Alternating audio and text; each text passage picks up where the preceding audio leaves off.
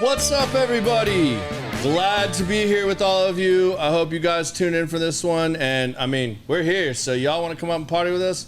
We are at Will Call Bar down in Deep Ellum. Our good friend JR that you guys saw on the show earlier this year.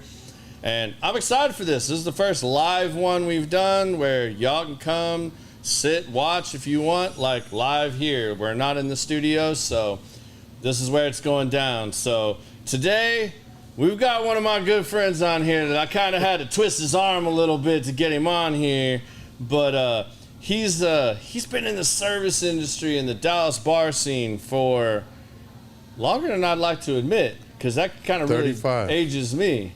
35 years. 35 years? I don't say. I know it's at least 3 decades almost, but yeah. Now it's a little bit over. But Bill Escanlar, I mean, he's a true icon legend in the Dallas bartending world. I mean, I don't know what bars he hasn't worked at, but he's been from managing to partner in bar to bartender to, I mean, I don't know what he hasn't done, but he's a master mixologist. If you've never had the Bill special, I highly recommend it. I make him make this for me all the time. Every time. And people like Yaki like to make fun of me for it, but he doesn't know what he's missing out. I mean, what's better than this summer refresher right here? I do what I can for you. You do, even when I call him Jose. Yes. But, you know, he always looks up. But before we get into it a whole lot, Bill, thank you for coming on, man. Thank you very much for having me. I appreciate it. Absolutely, man. I'm looking forward to it. And JR, I know you're out there listening to this, but thank you, brother, for letting us come and do this. We're trying to work on some things for you guys, too. You guys have heard me talking about the music podcast for a while. That is really, really close to finally coming to fruition. So I'm really excited about this. Tell us what y'all think about the spot. You like the look, you like the feel, you like the vibe. And y'all, come down and check this out. Like, I know there's a lot of shit you hear on the news and everything else about Deep Ellum. Deep Ellum's cool as shit. Like, Deep Ellum's always still going to be Deep Ellum. And as long as you hanging out at the right spot, hanging out with the right people, you can't beat some place like this. I mean, we just went and ate at his other place, Goodside Pizza Pub. Phenomenal pizza and drinks. It is. And I mean, if somebody can tell me a place that has better wings or a better Philly cheesesteak sandwich than Will Call does, like, come let me know. But I challenge you to come tell me that something's better than what you can get here.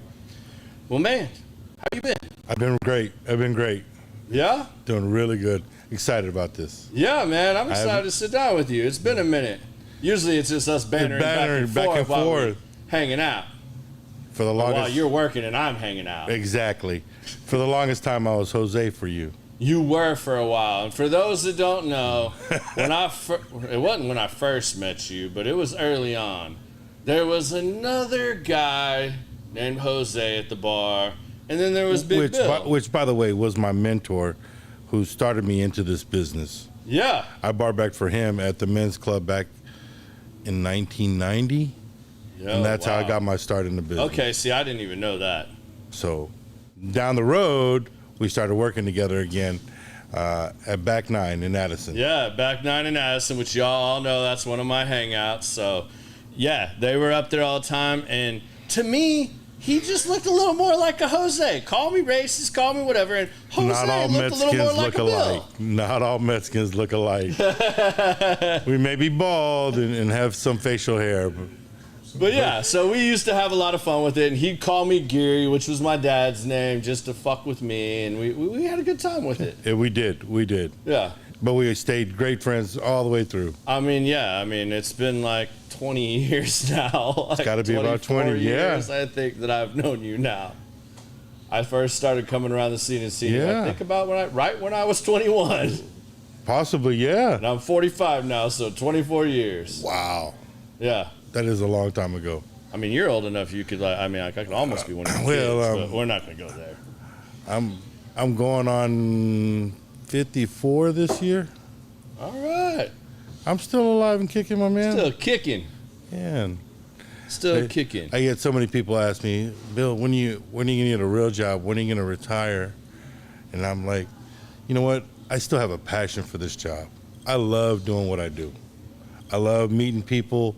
I love talking to people and giving them life stories and hearing their stories and hearing where they're from. And man, I have a passion for it. I love it. And man, it shows too. And I mean, we were talking a little bit off air before we started here, and you were asking me about why I started the podcast. And it's exactly that, man, like to a degree, because I learn really well from hearing other people's stories and learning about their journeys. I mean, that's the stuff I read about, whether it's business or a biography. I want to really see, like, what did you go through? Like, what obstacles were there? Like, what roadblocks? Like, what things did you think were insurmountable, and then you found that way to get past that? And I think it's a cool way. And I started meeting... I tried to do, the answer to that though is I tried to do a blog for a little while. Okay. But I was so critical of my own writing that I like would just keep scrapping it. I was like, man, nobody wants to read this shit. Like, and I would just keep scrapping it. Right. And then I got invited when I became a member at the Cigar Lounge. I got invited to be on another podcast, and I was. And it blew hooked. your mind. I was hooked. I mean, I was like, I can do this. So cool. Yeah, I can do this. I can do this. Like, I know a lot of people. Like, I could sit and talk with them and get them to tell their story. And I was having these conversations with people, and I'm like, man, I know so many people that could like really learn from that. Like the people that were wanting to do what some of my friends had done. Right. I've been blessed to have a really cool circle of friends and stuff. And like a lot of my friends were doing really cool things. Like they were kind of coming into, as we got into our early 40s and stuff, man, like a lot of my friends were kind of finding their way and really starting to hit off right on their businesses and stuff. And I was like, man, there's a lot of young people out there that are like trying to figure it out and which way do I go. And like, if hearing your story helps somebody along the way and maybe they don't have to make some of the same mistakes, then that's a win to me. You kind of get a time collapse a little bit. The only way we learn is from making mistakes. Yeah, absolutely. You have to. You got to make them and then learn from them and move forward. But there's so many people that are so afraid. Like, I feel like our parents' generation and some of our generation has done a really poor job of teaching kids that. You have all the participation trophies and all that bullshit, and kids are afraid to fail. They fail, and then you add in the element of we didn't have social media. A kid fails today, this shit is all over the internet. Like, you can't just get your ass kicked at school and take your lumps and come back in. That shit's like immortalized on the fucking internet. And now the whole world knows, and these kids don't know how to deal with that shit. And it's like, so I think it's important for them to see that, hey, all of us have failed. We failed multiple times, but like, we got back up. We back up and move forward. Yeah. And I think that's crucial for people to learn today. And that's kind of what I want to bring with this, like, yes, I'm blessed to know a lot of really amazing people, and I just want to share their story really well. I will give you as many stories as you want. Yeah, I know you've got a lot of them. This could be a 4-hour edition, my man, I promise you. Well, tell everybody a little bit about where you're from, where you grew up. Give everybody a little bit of background about Bill for the people that don't know. I started in the business bar backing at the Men's Club of Dallas. Right on. Started when I was 18 years old. I bar backed there for several years. Then at the time, I was still working at country clubs as well. Yeah. In the food and beverage side. So in the service industry all my life. Then I started bartending. What drew you to that originally? Man, what drew me to the service industry was my family. My family's been in the service industry all my life. My dad was a bartender at the Portugal, the Sheraton Portugal in downtown, and that's where he met my mom. Wow. And he bartended for many, many years. And then he got in the food and beverage side and just stayed there, So you got to grow up I grew up watching it, and always wanted to do it. And I was like, I don't know. And, I feel that every young adult should be in the service industry for a period in your life. I absolutely agree with that. Like, if you've never had... It teaches you so much about dealing with people. Dealing with people in general. All walks of life. Black, white, yellow, green, Asian, whatever. Yeah. I deal with everything. I mean, they're humans just like me, man. They put their shoes on one at a time, just like I do. Absolutely. Women, men, you know, gay, straight, whatever. It doesn't matter. I serve everybody, you know? Hell yeah.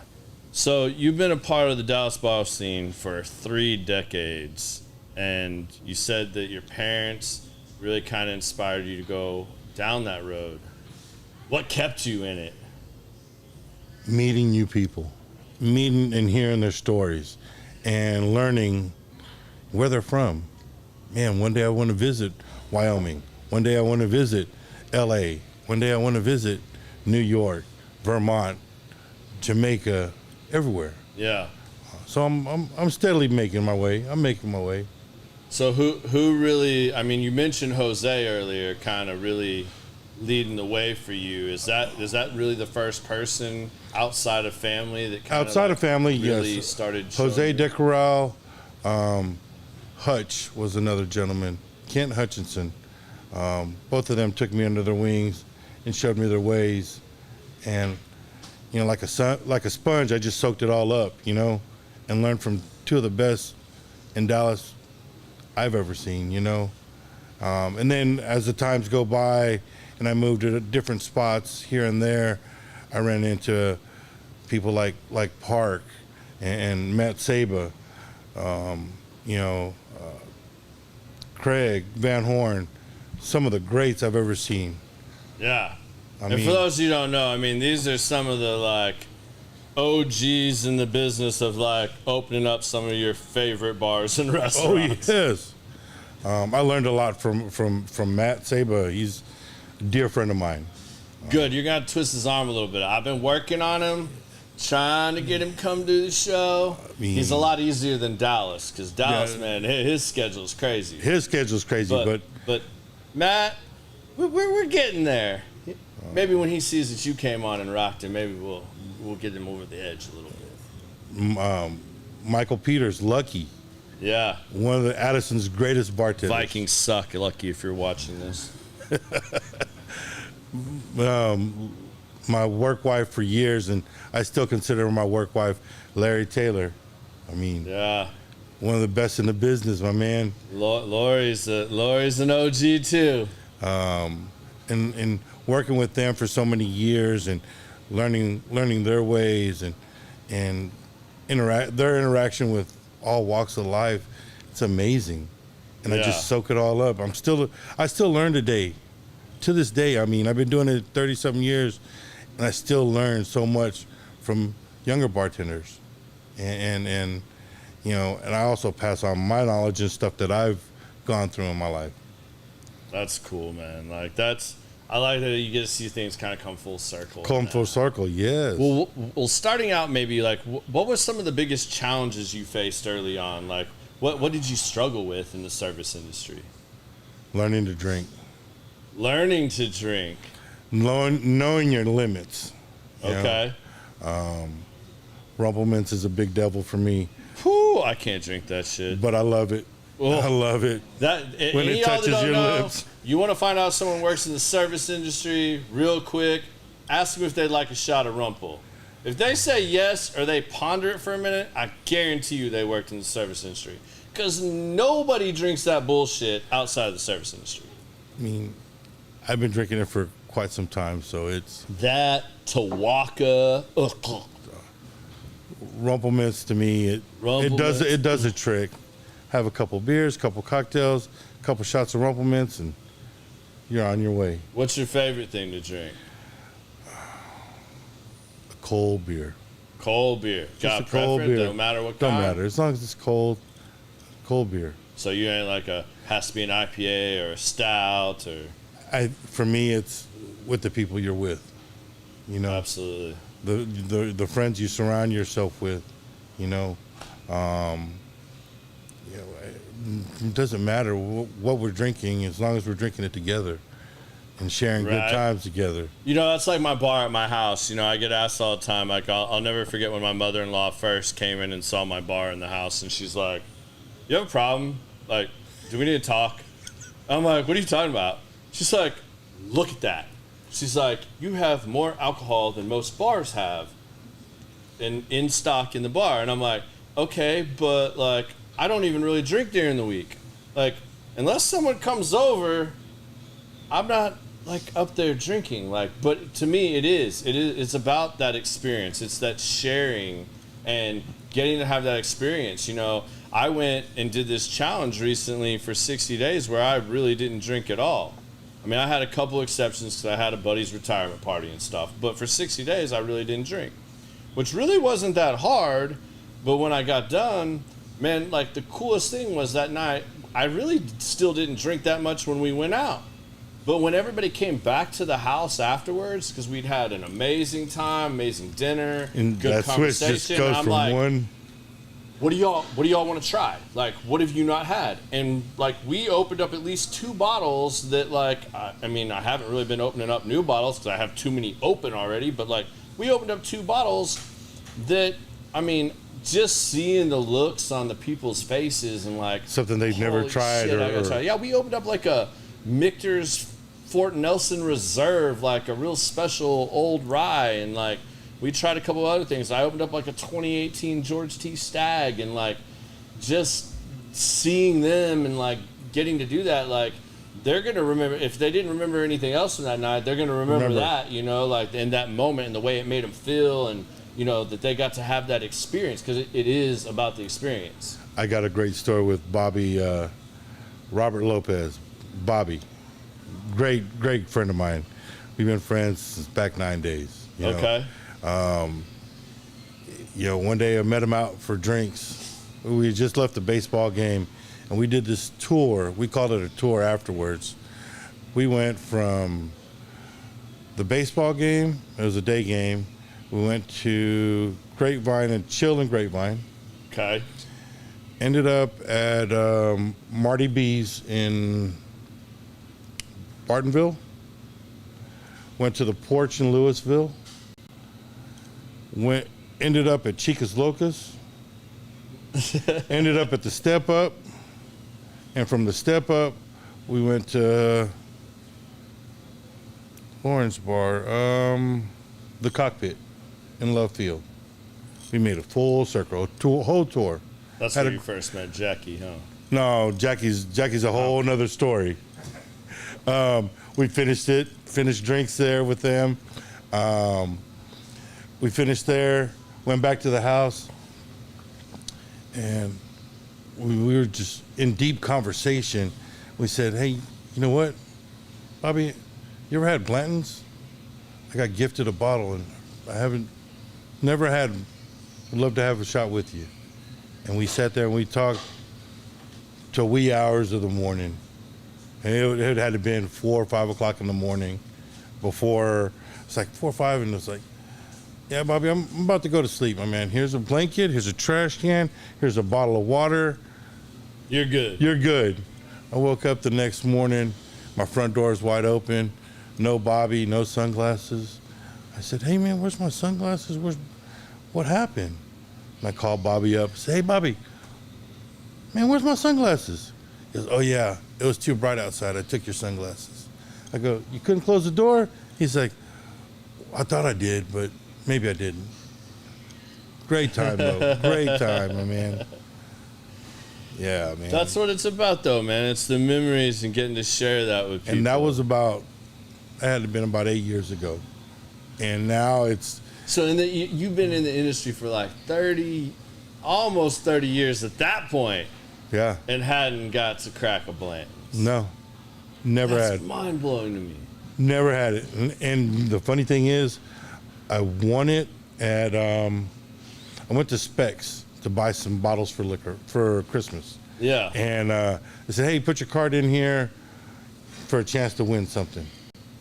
So put my card in there and then get a phone call from Specs.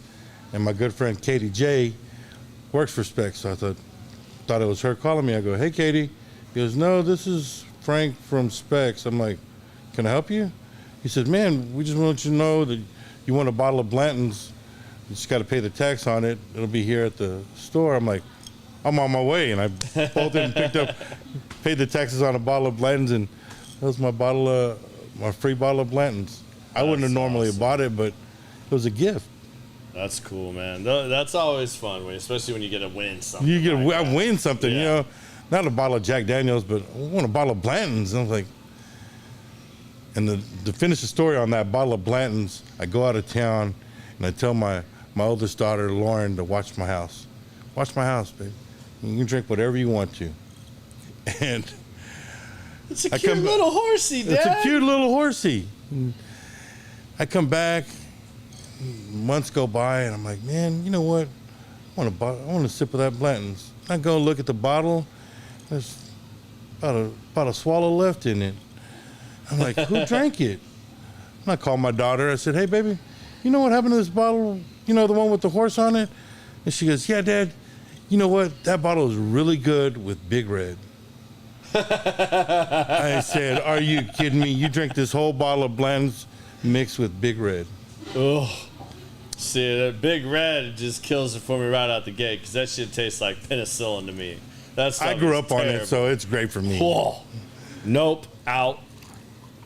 Well, what's maybe some of the cool meetings you've got to have or chance encounters from being in the service industry?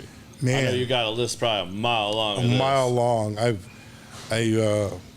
don't get starstruck much.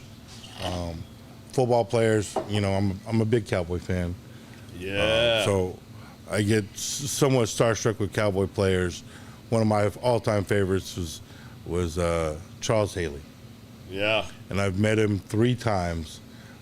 You know, once we're going to this bar and I see him and we're in the elevator with him and I'm like, oh, that's Charles Haley. I just want to say hi. I want to shake his hand. And I couldn't, the words wouldn't come out.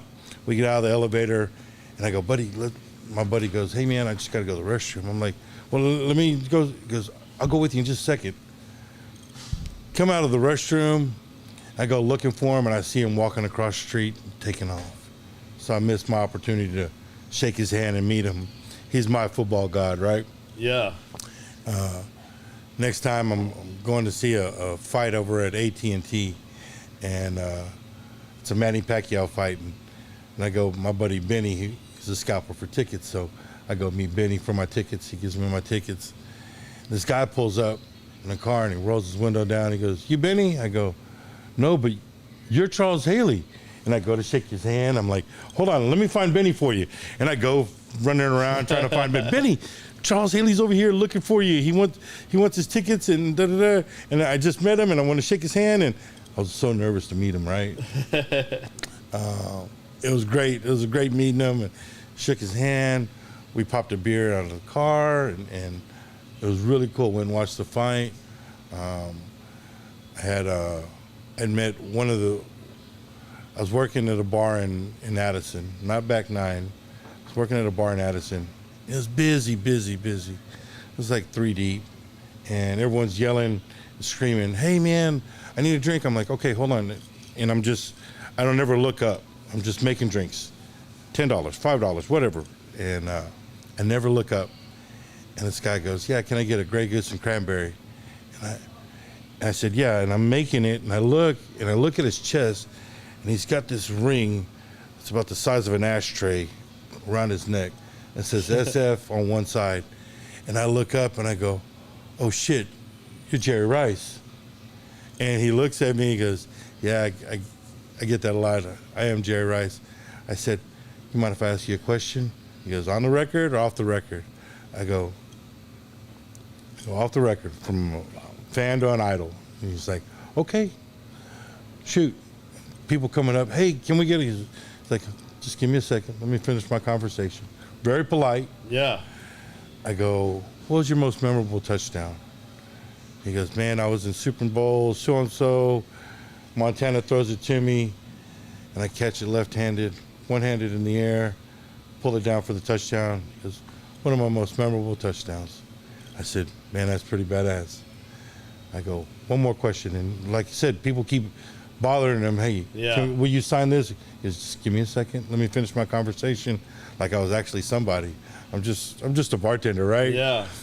And he goes, shoot. I go, man, you're always one of those players I admired who, in football, who got hit, but always got back up and went to the huddle. I go, who hit you the hardest? That he said, damn, that shit hurt. And he thought about it for a minute. He goes, I was in the practice field in California, and I ran a little slant route, and I got popped by Ken Norton Jr. I'm the same player, same team. He goes, he popped me. I still got up, went to the huddle. It hurt. He goes, I went to the locker room. I let Kenny know a few things or two. And he goes, ever since then, we've been good. And I said, he goes, you want me to sign anything? You want me to picture? No, sir, thank you very much.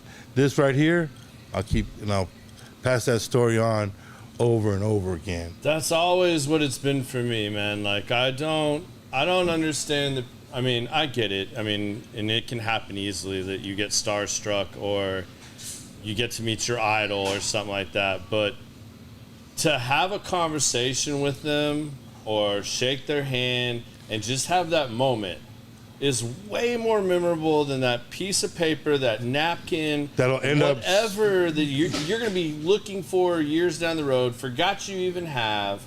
I mean, it's just It's so much more memorable. And the other thing is, I mean, how you approach those situations. It says a lot about what you've learned and how to talk to people like that. Because, like you said, he appreciated the fact that you were giving him honest time and you just truly wanted to have a conversation. I wanted to know for me, not for ESPN, not for Fox. I didn't want to know for any of that. But I've also found, and I was fortunate enough when I was really young, coming out of high school, I got to work I worked at the Cowboys Pro Shop. And I got to meet a lot of the players and the players' wives and stuff. That they would be buying stuff for the family coming in town, getting them all decked out, ready for game day. And I won a little competition where I got to work in the locker room in 1998. And what was ironic to me was, and I had met several players here and there at different things, but the players that the media, the Charles Haleys of the world, that they said were these savage beasts that were like the biggest assholes in the world. Wrong. 100%. 100%. Those guys were the nicest guys. And I won't name names, but the ones that they tout and gloat about in the media and that are the stars and this and that, those were the assholes. Like, some of them wouldn't, like, not interrupting right them, not interrupting their dinner, not taking away time from their family, meeting them one-on-one, and you stick out their hand to shake their hand, and they won't even shake your hand. Like, I'm sorry. Like, I have a huge problem with that. And, yeah, it was just like, okay, if this is how it's going to be, like, all right, cool. Like, but you really saw, like, I mean, but we're the Mark ones Stepnowskis and those guys that were on the line that they were just, the media was crucifying about these guys are so bad and they do horrible interviews or they won't do an interview. Those were the nicest guys of all of them. I mean, granted, there were exceptions to all of them. Oh yeah, of course. But in general, like, that's usually typically what you find. One of my greatest ones I ever did was I was working at a country club in Addison, Ventry Country Club, and we just had our first senior tour there, right? Yeah. So I worked the food and beverage side in the men's locker room. So they said, hey man, nobody comes in here, they don't have a player's badge. So okay, no problem. So they had me manning the door. We'd already done breakfast and the tournament was fixing to start. This gentleman walks up. He's got a hat on, old, and he's still walking. Walks up, and all the guys were in there finishing up their breakfast, fixing to go out to the tee. This old man comes up. He says, hey, can I use the restroom? I go, oh, I'm sorry, this is for players only. And do you have a badge? He says, no. He goes, that's okay, I'll go around. And in that, you hear the guys yelling, Byron, come on in. There I was, blocking Byron Nelson from coming in to use the restroom. And he was a perfect gentleman. He goes, son, you're just doing your job. Yeah. No problem. Because I'm just going to say hi to some friends. And everyone just huddled around him and y'all give me a second, let me use the restroom. I walked him to the restroom. You need help with your zipper? What do you wash your hands? Whatever, right? Bill's going full service. I'm full service. I'm like, man, he's a golf god, and I'm blocking him from coming in to use the restroom, but I didn't. At that time, I didn't know. Doing your job. I was just doing my job, and he walks out. He goes, "Hey, thank you." He goes, "Thank you for doing your job," and I go, "I apologize." I go, "You want something to drink? You want something to eat? You want a massage? Or what do you need? Whatever you want, Mr. Nelson." He goes, "Thank you very much." And he just walked out, walked the course, and it was amazing. He humbled me so much, but knowing that he's here, and I'm way down here, but he came Still over. Showed respect. He showed respect. He goes, "You're just doing your job," and I was like, blown away by it. That's really cool. Blown away by it. Well, bartending is, it's an art and a science in the job itself, but it's also the life lessons of learning how to communicate with people. Yes. And to serve others. But how over the years, how have you really worked on that craft and like the actual craft of bartending and mixing drinks and coming up with amazing drinks like that? For me, it's anybody can make a drink. Anybody can make a drink, right? It's the connection you make with the person. Remembering. Yeah, but you go way deeper than that. Like, I'm not going to let you off with this bullshit answer because I know you. And, like, I was telling you about a competition I was doing just last year at the Cigar Lounge, and you were, like, doing your own infusions of bitters and stuff like that. So, where is it? Where do you find the magic? Like, what do you like to play with? What part of the mixology part do you like to mess with? For me, it's going off what people like. No, I like to make drinks that off of what people dislike. You like to prove them wrong. I like to prove them wrong. There's something about cucumber that not everybody likes. Well, have you tried it this way yet? No one makes an original drink. They're just different. There are different recipes from other people. Just don't go down and try to do that with Rumplemints. I don't see that working out well for you, bro. A Rumplemints green tea is in our next future. I promise you. Oh, there's just so many things wrong with that. I don't even know where to begin. I learned a long time ago.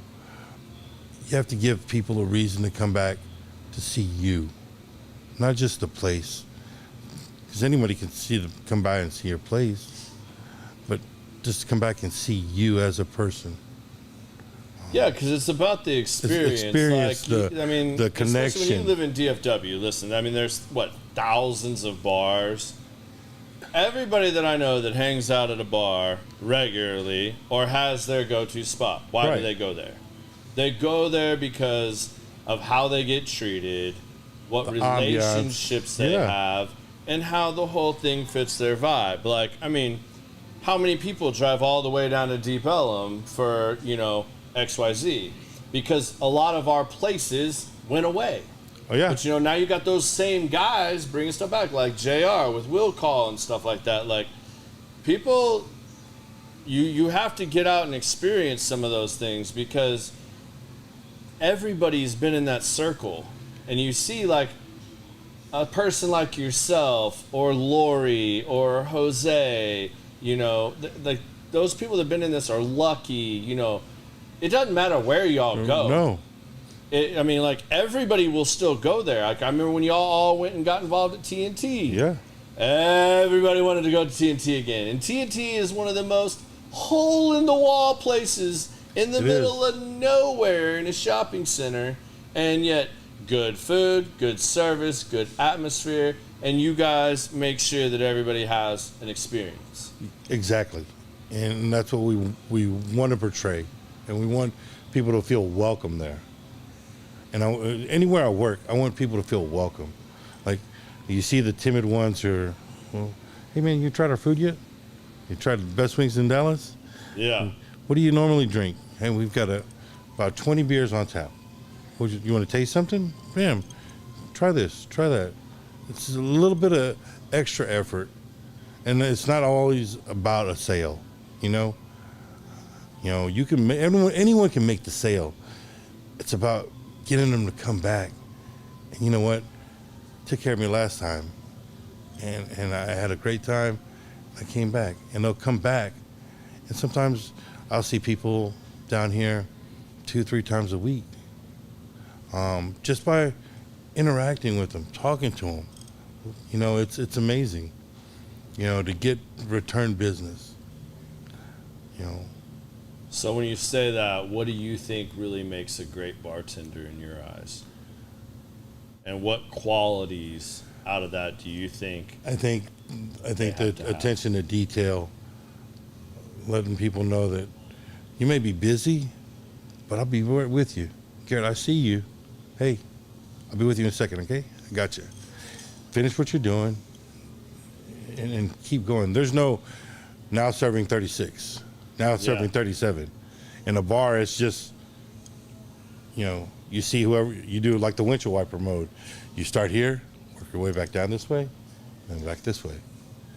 No, I'm next. You know, and it's not the way it works. Yeah. There's etiquette to it, right? A lot of people don't get it.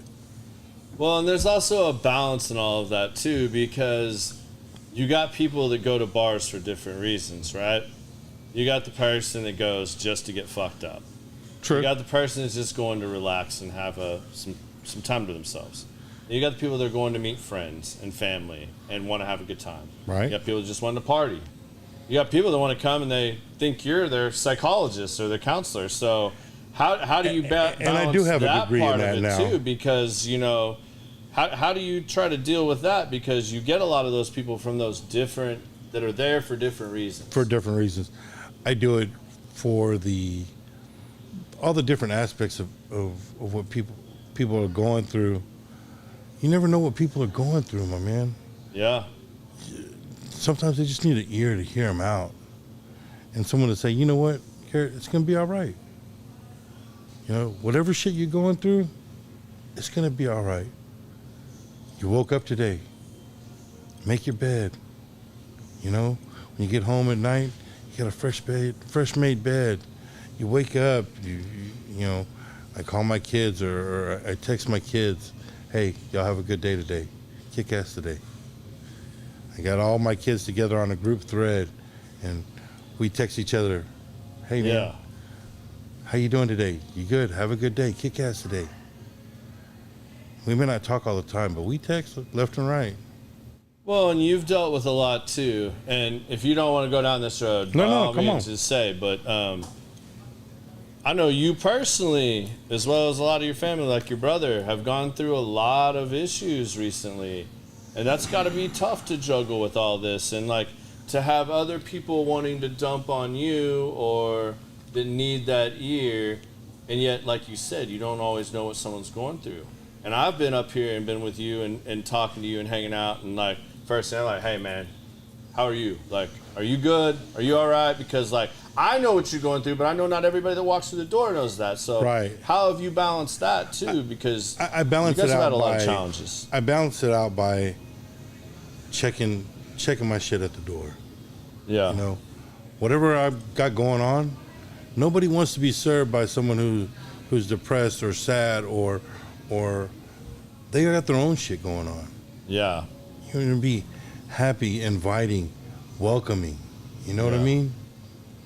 I tell all the younger servers or the younger bartenders, hey man, whatever you're going through, check that shit at the door. Yeah. You're good to go, man. When someone comes in, they want smiles, unicorns, and rainbows. I mean, Dana is the best at it. You know, Dana is the best. And you want unicorns and rainbows, sunshine, lollipops when you come in. And that's the vibe that comes out. Were you always good at that? Or is that something I learned over the years. How do you pass that on to them, though, like the younger ones when you're training them and whatnot? Like, What really clicks with people? Because I think that relates to so many people, whether they're in sales or whatever kind of role. Because I mean, in general, that's dealing with people and different personalities, and having different shit going on in your life. You know, you may break up with your boyfriend, or he's cheating on you or whatever, and you come to work and you're sad. And I'm like, look, take a minute. If you need to cry, do that shit in the bathroom. But hey, we're here to work. We're here to make money and give experiences to other people. And I'm like, okay. I go, and if you need more time, say you need more time. Or if you just can't do it today, no problem. We'll find someone to come in and cover you for today. But we need the openness, the invitingness, what do you call it? It's a family atmosphere. It's a family atmosphere. And that's one of the things I've noticed about almost, I won't say all, but almost everywhere that I've gone to or associated myself with that you've worked at, is that you guys all do treat each other like family. Like, y'all don't all get along, y'all don't all hang out outside of work, but like when you're there, you guys got each other's back, you're covering for each other, and you're working for somebody. How do you work on balancing that dynamic in a bar? Because I've watched you go into certain bars that did not have that atmosphere, but I know by the time you left that bar had that atmosphere. That's tough. I don't know. You spend more time with the people you work with than you do with your own family at home. That's why Laura became my work wife for so long, Yeah. I spent more time with her than I did my real wife at the time. Never nothing awkward or nothing. Just you spent more time and you grew together. And people have feelings, and I'm not big on feelings, You're a liar. You're the biggest teddy bear in this damn room right now. I am. I'm not big on feelings. He just didn't want Jackie busting his balls over there. I love Mr. Jackie Boyd for sure, 100%. I call this man from Denver, Colorado. We was there about a month ago. Went to go check out a show at Red Rocks, and I called him up. I go, hey, Jackie. He goes, yeah, man. I go, I need a favor. He goes, yeah, anything you want, anything you need. I go, hey, man, can you catch a flight and bring me a lighter over to Denver, Colorado? And he goes, a lighter? I go, yeah, man, just bring me a lighter. Hop on a flight. I'll get you a room. Come check out the show just bring me a lighter if you could. And he goes, man, I got this real big job in Oklahoma City. I can't take off work. But Jackie would take off his shirt for you at the drop of a dime, my man. Absolutely. He is one awesome person. He's one of those few you could count on one hand. If he's your friend, man, for sure. So now the running joke is anytime we want to go drinking somewhere, we'll send him a text message of a picture of a lighter. And he'll get the picture of a lighter. He goes, hey, man, I need Jackie. He goes, I can't right now. I'm in Oklahoma City. I go, I know, but we really need a lighter, Jackie. So that's an ongoing joke with Jackie Boyd. Man, he's a great dude. He's a good dude. Sometimes to his own detriment. But I love that dude too. So you've had a chance to work in many different settings. What's your favorite say? Oh, wait, hold on. Pause on that, because your boss man just said, champion mojito maker? What's this about, homie? I don't know about no championship mojito maker. There's a great story behind that. I hate you for that, JR. So I was working at a bar down by the AAC. It's no longer there. It's called Dibs.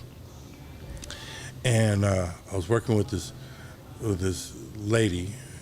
Her name's Julie Tran. One of the best bartenders I ever worked with. Beautiful, beautiful. And so she was working behind me, and people would come up. She goes, hey, They go, hey, can I get a mojito? I go, yeah, for sure. I'd love to make you one. However, the lady behind me, the Asian lady behind me, Julie, she won Best Mojitos in 2021, 2022. She's going to Puerto Rico next month. I can make it for you, but she makes them way better. And they would walk around the other side of the bar and go to her to make them.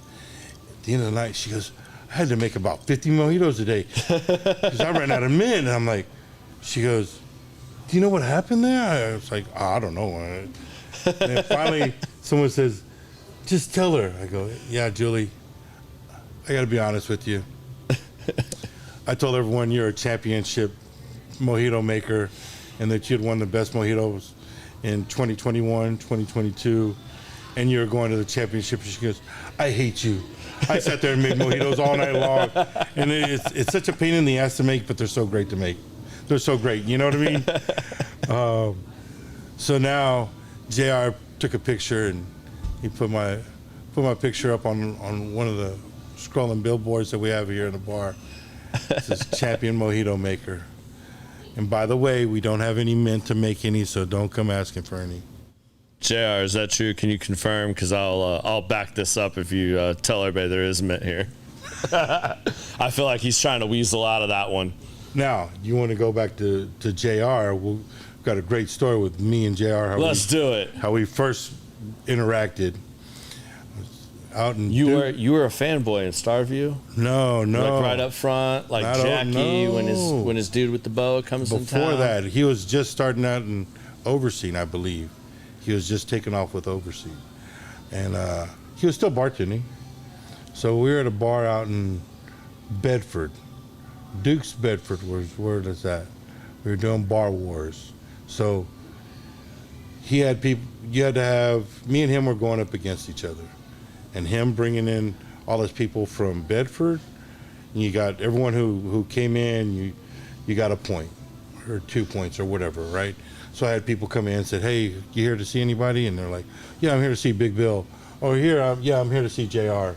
We went back and forth, and it went off by yourselves at the end of the night. We still shared the money, but at the end of the night, you know, he beat me by, I think it was $50. Right or wrong, JR?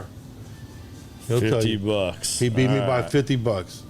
And then ever since then, we've stayed cool as a fan, my man. The mutual respect for somebody. He's such a great person to work for. He's better than to work for. He's such a good friend. Yeah, absolutely. Such a good friend. And then to be able to work for him. And there's a group of dudes down here that, like, I mean, it goes back to when I was like 21, and the guys in some of these bands and stuff that I got to know, there's that core group of guys that are still hanging out today that are all just super great dudes, whether it's Cameron and Micah and JR and Clint and all those guys. Like, there's just that core group, Mikey man. B, Ross, all them cats. They're amazing. Yeah, Howard, you know, I mean, like, I could go on for days, but I mean, like, there's that group of people, man, that, like, everybody had their own thing going on down here. Everybody was at a different level and whatnot, but, like, those core guys, man, like, all great dudes. They're great. I mean, and the unsung hero out of Will Call is Trevor Mack. Trevor is he's the glue that keeps this place together. He is amazing. Great mixologist. Yeah. Never looks busy. When he's in the weeds, his moves are very flawless. And you ever get a chance, watch a guy. And he used to do flair, bartending, and all that. And he still, from time to time, he'll bring it back. He's got the worst dad jokes ever. However, he is, for me, he's someone that you really admire. I admire and I look up to. That's cool, man. Like, it's good to have that too. Like, every place you work, you got to have somebody like that kind of pushes things. I don't think I'm better than anybody else. Yeah. I mean, I'm equal to. I mean, you put me behind a bar, any bar, and I can figure it out. You know what I mean? Yeah. but when you get to work with people like that you admire, like Trevor and my homeboy Gravy, who doesn't work here anymore, but we worked together for years, and he was a younger cat.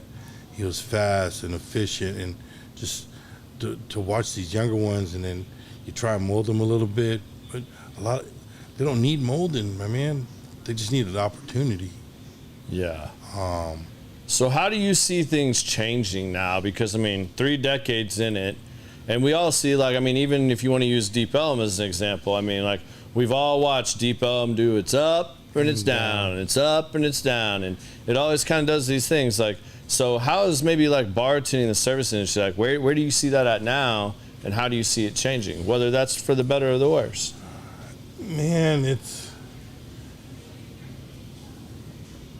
like seasons, you know, they go up. We know that August is July and August are slow months for us. Yeah. People are going on vacation. Yeah, all the kids are out of school. They're out of school, yeah. or they're going back to school. Yeah. You know what I mean? We know that January is an awful month for us because everyone gets their bills in from Christmas. Yeah. And they ain't got that tax return yet. They ain't got that tax return yet, you know? You get,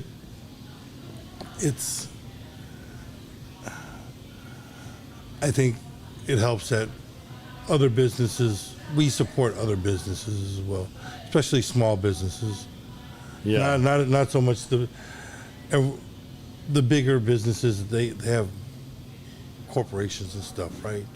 But I think all the small businesses, man, if you get a chance, go to these small businesses, help support them.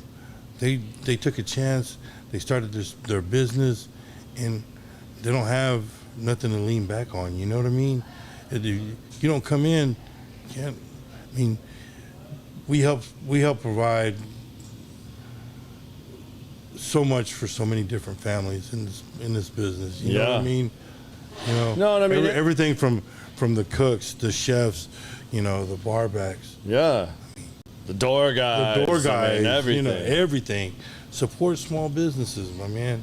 Absolutely. I go where, you know, on my days off, I go to support other small businesses, you know, when I can, you know. Yeah. I'm a family man first and foremost. My time is consumed a lot by my kids. Yeah. So working, or you don't get a lot of free time. And then when I do have a free time, industry that you're in, when I do have a free time, I'm off. Yeah.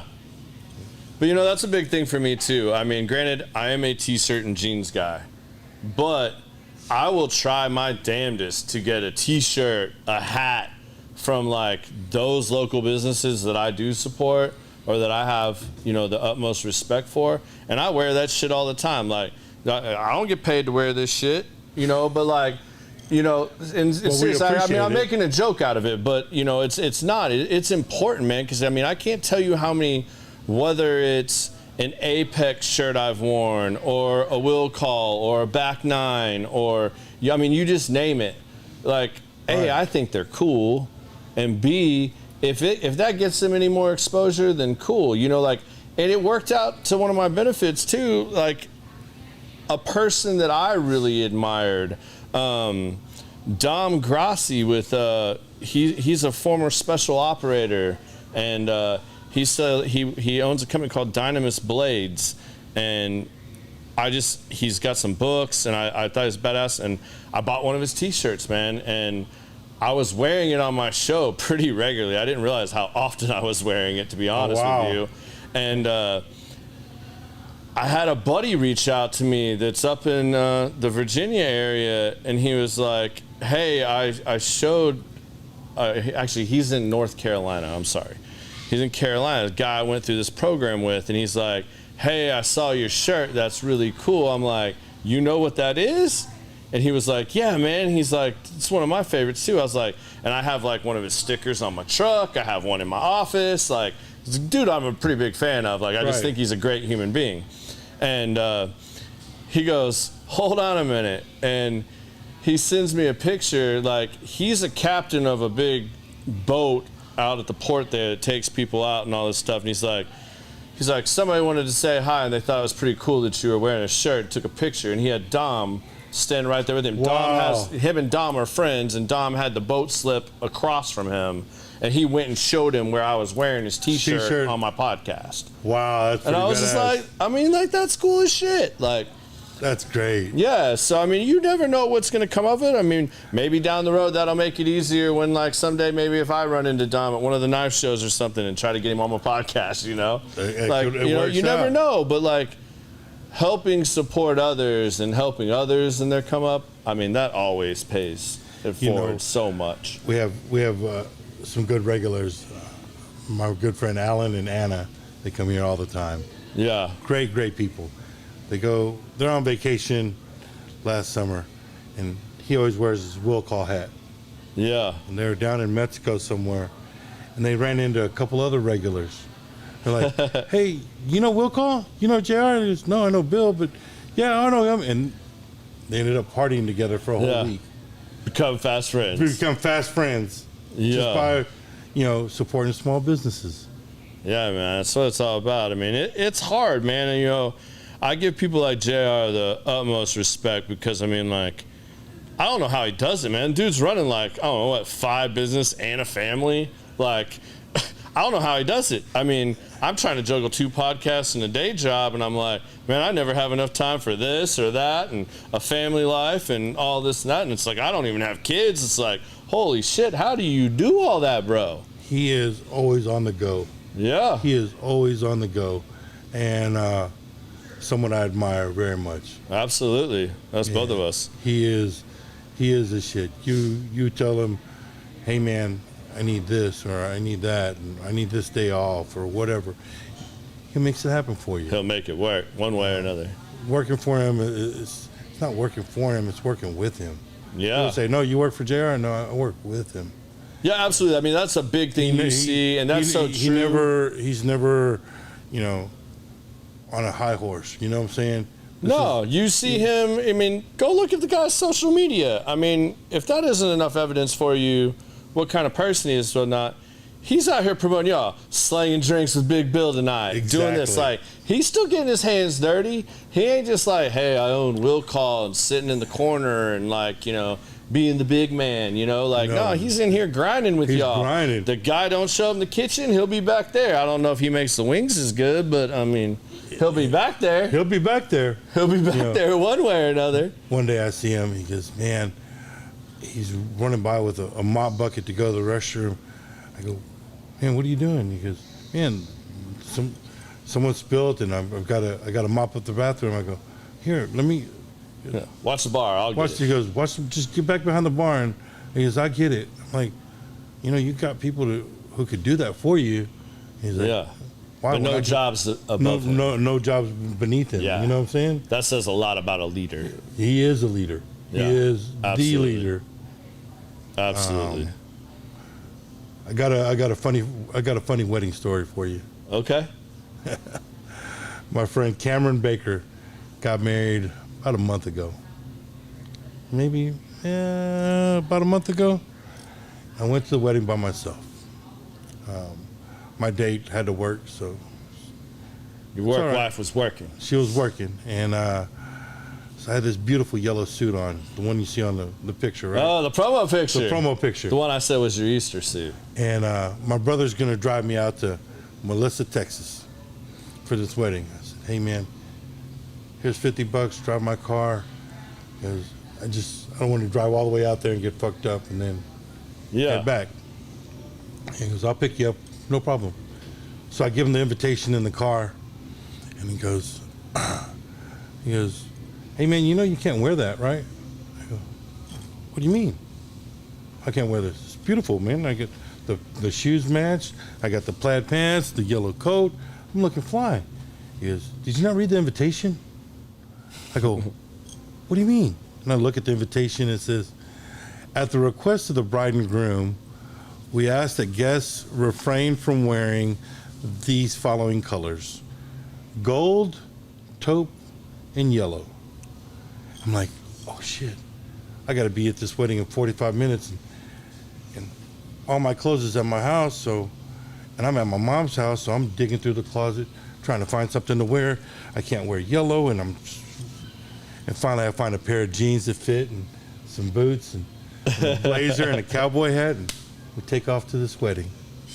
I haul ass to this wedding, show up, and everyone's dressed in the Western wear. And I'm like, oh, okay, I kind of fit the part, right? They've said their I do's, they're walking down the aisle, and I'm at the last pew. And the guy in front of me looks at me and points down at his dick. I go, huh? He goes, points down at his dick again. I lean in, I go, excuse me? He goes, your zipper. And I go to feel my zipper, and it's up, but the teeth had fucked up. So my jug's gonna come out, and I'm like, I'm panicking, I'm scrambling, I don't know what to do. I untuck my shirt real fast, and I untuck my shirt, and they come by, and hey, congratulations. They take off, and I beeline into the restroom, and I'm in there in the restroom, and I'm the only way to fix the zipper is you go back down and back up and back down and back up. Yeah. So I got my back turned to the door, and I'm going up and down like this. And the guy walks in, and he goes, hey, man, you're at a wedding. I go, oh, no, my zipper broke. I'm just trying to fix it. He goes, whatever. And he goes to the urinal, uses the restroom. Comes back out, washes his hands. I'm still trying to. He goes, at least wash your hands. And he walks out, and I'm like, no. I was just trying to fix my zipper. And finally I got it fixed. Ended up partying the rest of the night, had a great time. About a month later, well, about a couple weeks later, I run into him, and I go, hey man, I tell him about the story about the yellow suit, and I had to change. And I tell him about the zipper, him and his wife are there, and I tell him about the zipper, and his wife goes, so you're the one jacking off in the restroom? And I go, no. I go, it wasn't, yes, it was me, but no, it wasn't me. It was my zipper. Oh, that's so good. It was great. They died laughing. We got drunk together, had a great time. It's probably like the bride's dad. No, find out it was her cousin's date or something like that. Shit only happens to me, my man. But it's good stuff that we can look back now and laugh about. I mean, and it's good you can laugh about it. I mean, shit happens to everybody, but not everybody will take the opportunity to laugh at it and let it be the jokes on them. I mean, it was weird because the guy, what got to me, I was like, man, I'm just sitting here trying to fix my zipper, and it looks awkward from behind that I'm just going up and down with my zipper trying to get it back on track. And when the guy washes his hand, he goes, at least wash your hands. And I'm like, great. Now I'm being known as a guy out there who was jacking off at the restroom at somebody's wedding. But it was good. We laughed about it and stuff like that. Man, I can remember one like that when I was younger. And this was like 2 months ago. Yeah. Well, my story was a lot longer, but I had to be about 26 or so. And like about 5 years ago? Yeah, like 5 years ago. And I was dating this girl, right? Like, we've been dating for a little while, and she calls me, and she was a flight attendant. And this is one of the rules why you don't date flight attendants. Yeah, that's one of my rules. Okay. Flight attendants, hairdressers. Okay, neither one. Out. But back then, and she's like, hey, I'm going to be in town, and my parents are in town, and my brother's in town, and my sister's in town, and everybody's going to dinner, and they're all married and stuff, but like, will you go to this with me? And I'm like, oh man, like, we ain't been dating that long. I don't know, I want to meet the parents and stuff. Like, yeah, all right. She talked me into it, right? And she's like, hey, I'm going to warn you, my sister's husband is a dick. Like, this guy's going to Johnny one up you all night, and he's just not going to be fun to be around. And I was like, all right, cool, I got it. Well, now I can see, and she goes, and my dad hates this guy. And I'm like, all right, cool. So, like, and she wasn't wrong. Like, this is kind of how it went down all night long, and I'm sitting back observing and kind of watching this. Well, I finally had to go to the bathroom. I go to the bathroom, and while I'm in there, I'm like, man, this guy really is a dick. And I'm washing my hands, and like, I noticed like oddly, like they had this like Ninja Turtle like ooze looking soap, right? Like it's like fluorescent green. Like if you use the soap, like you really know, like because it's odd. It's not pink, it's not white. It's green. You're like it's green, and you're like, well, okay. Well, I come out, and as I'm coming out, asshole's walking into the bathroom. And he says something else smart, and I'm like, whatever, man. Like, I go sit back down, and I'm sitting pretty close to our old man. Well, and he comes back out, and he immediately starts jumping the conversation. I was like, hey, man, did you even wash your hands? And he's like, what kind of question is that? I was like, nah, come on, bro. Did you wash those hands? And he was like, yeah, of course I did. I was like, what color was the soap? And her dad and everybody, the whole table's quiet now. They're all looking at him, and he's like, go ahead, what color was the soap? And he goes, oh, I mean, it was pink. And I was like, you didn't wash your hands. And the whole table like lost it. And he was like, he didn't say another word the whole dinner. And I was like, gotcha. I love it. But yeah, you throw a little humor in there every now and then, man. It's always a good time. Well, obviously the service industry has taught you a lot about life lessons.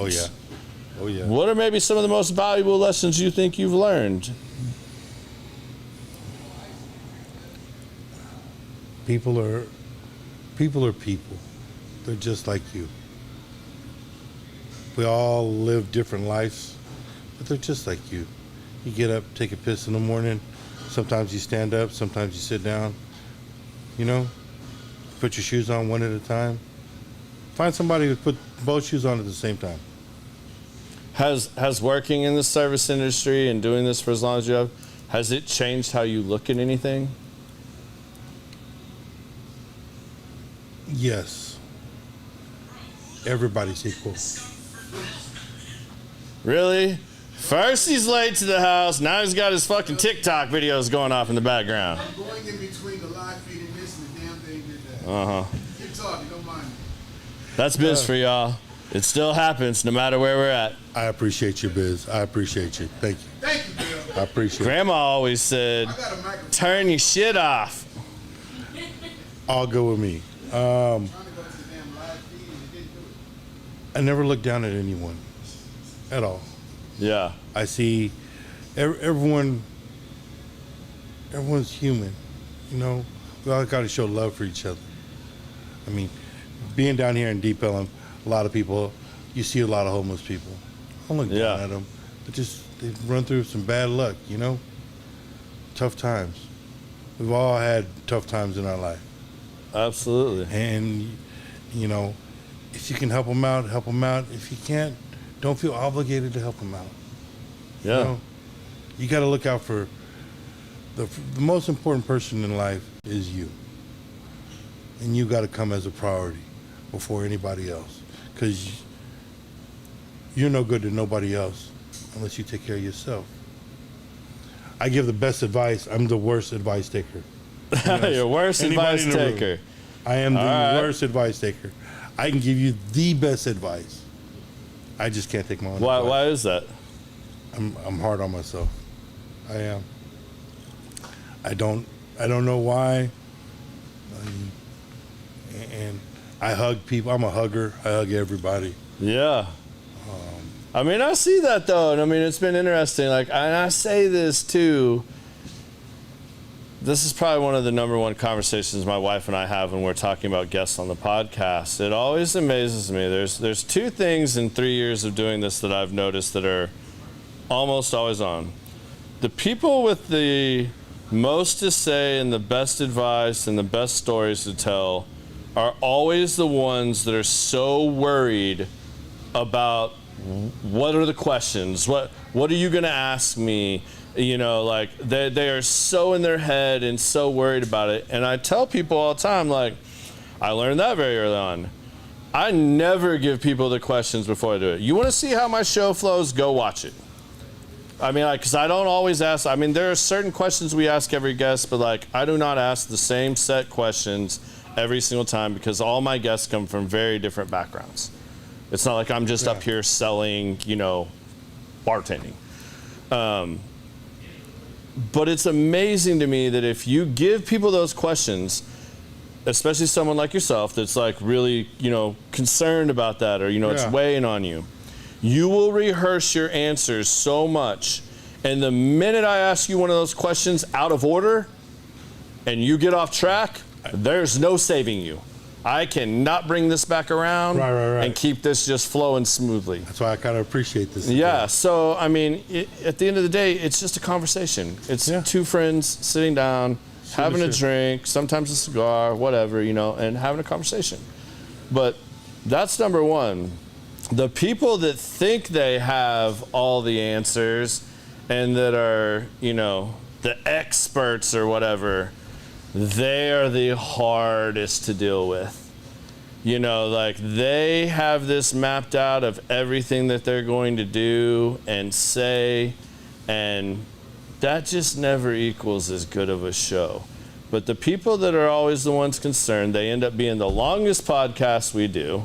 The ones that are like, oh, there's no way I can talk for 2 hours. Like, you're going to have to find a way to get me out of here. Like, I'm like, and I'll tell everybody too, if we run out of shit to talk about, there's no sponsor or advertiser telling me that I got to talk to you till 8 o'clock.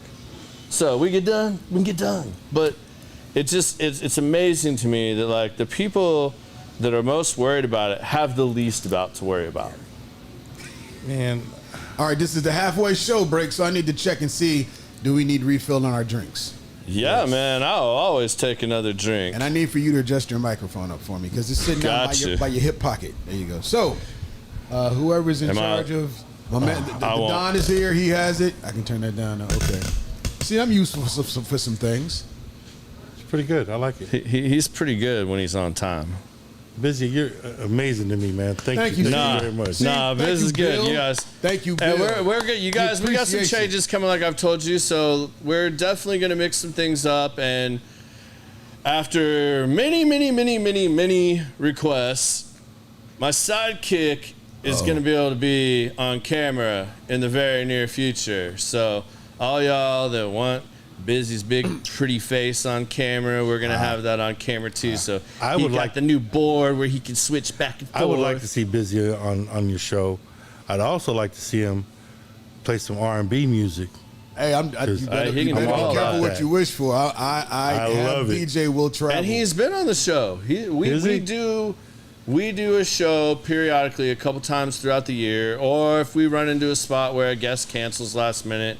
Man, those are some of my favorite. Me and Biz just chopping it up. We sit down and talk about my grandma for 2 hours. Yeah, or we'll just talk about some random ass shit, man. Like we can really like go down whatever rabbit hole, or we'll let people. It's funny, the rabbit hole people don't usually chime in on that one on the live, but if they do, man, like you could get us going on some real tangents everywhere. I mean, we talked about. Damn, what did we do last time? We went on racism, and it actually was pretty deep last time. Because we were talking about the Super Bowl halftime show, and that's what it was. It's about how you saw the Super Bowl different than I saw it at first, and then you kind of went back and kind of rewatched. You did more research on it after I kind of mentioned a couple things that I saw from my perspective.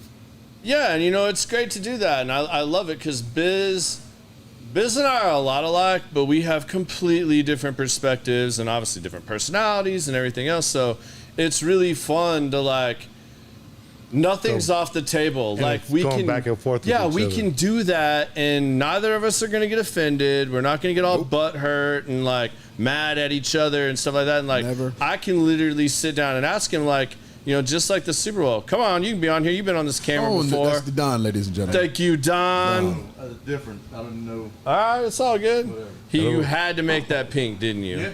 Yep. I see you. Take it. I got you. Thank you, sir.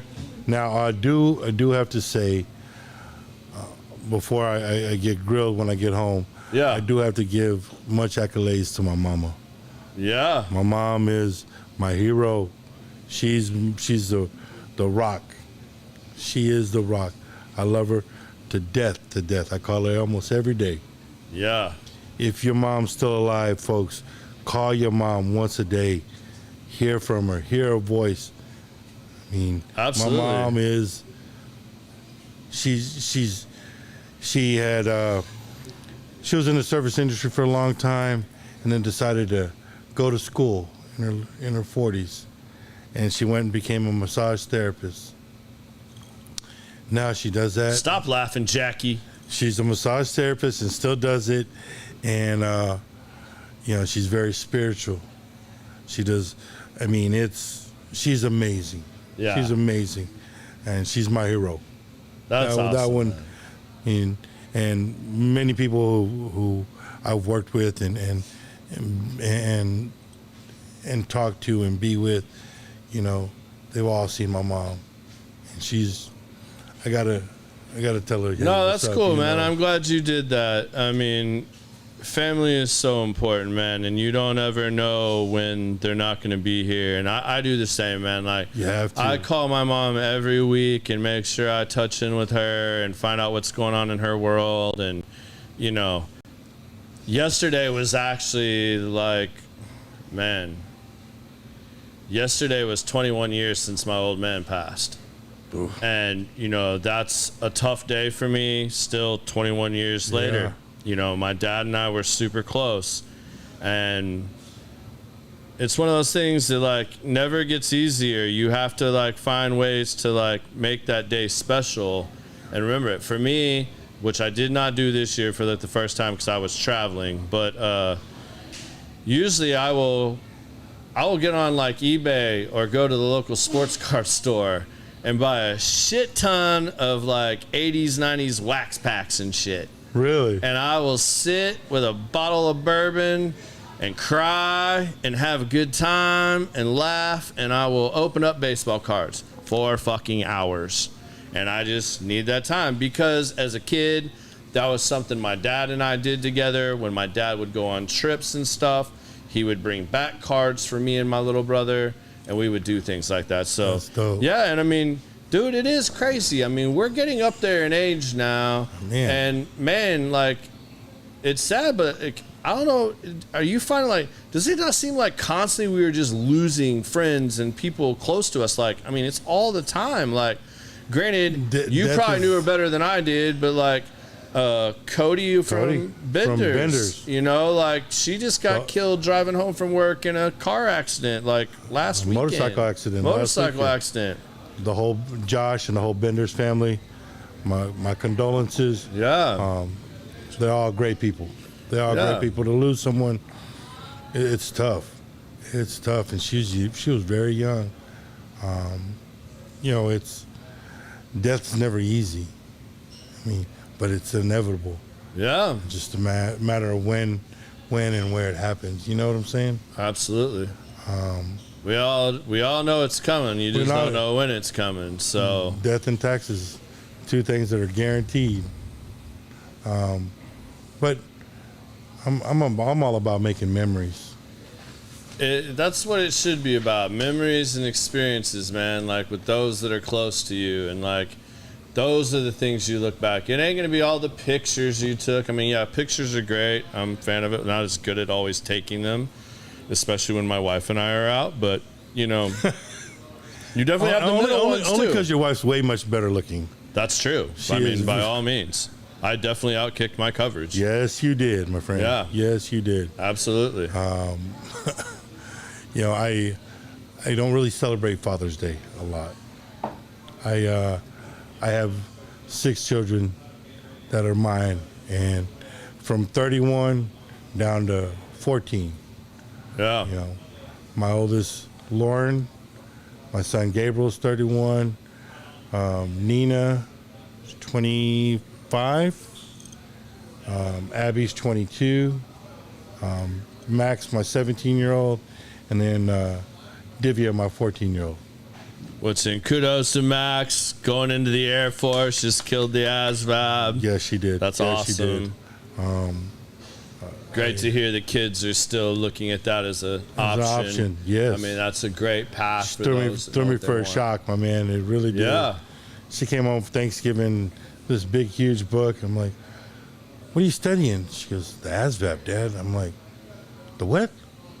And I had to put it, and of course now. What acronym are you using on What me? Acronym? What is that? Are you TikToking me? Yes, and I had to Google it, and it's, and that's what it is, and but it was It's really Before good. they come back, I have to tell you, that's not as good as yours. Well, don't tell anybody else. So how have you done that, man? 6 kids. You've got a super close family. How have you been able to manage and create balance in all of that? Like, I mean, because you don't have an easy job. I mean, you have a job that requires you to be gone at all hours of the day. Granted, you get some flexibility, but when that schedule comes out, for the most part, like, you have a schedule, and to balance 6 kids and all this and that, like, and your family time, like, how have you managed to find the times you have off, I make it every moment special with my kids. Yeah. My time's off. You know, but first and foremost, it's my kids, and I have time to, you know, to do this or that, and then later on in the night, because I'm a night owl, I'll go out and do something else later on in the evening, you know. But how have you kept all those relationships strong and really kept that at front and center through all these years? Because I know a lot of people in your job have struggled with this. We struggle very much. I mean, when everyone has off on the weekends, I work, and that's where I make the bulk of my money. Yeah, nights and weekends. But if you want to party on a Monday or Tuesday, I'm down. You know, I whatever little time or the days that I have off, I make time for them to do things. And it's not always so easy to get together on a Monday when, you know, my son works in Arkansas right now. He does oil and gas. My other daughter, lives in Fort Worth. My other daughter lives in Red Oak. My youngest daughter lives in Mansfield. They're all over. Yeah. So it's really hard. So I do every year, and I try and do it more frequent, but we'll go to dinner together, or we'll have lake day. We'll go to a lake, we'll cook out, we'll have games.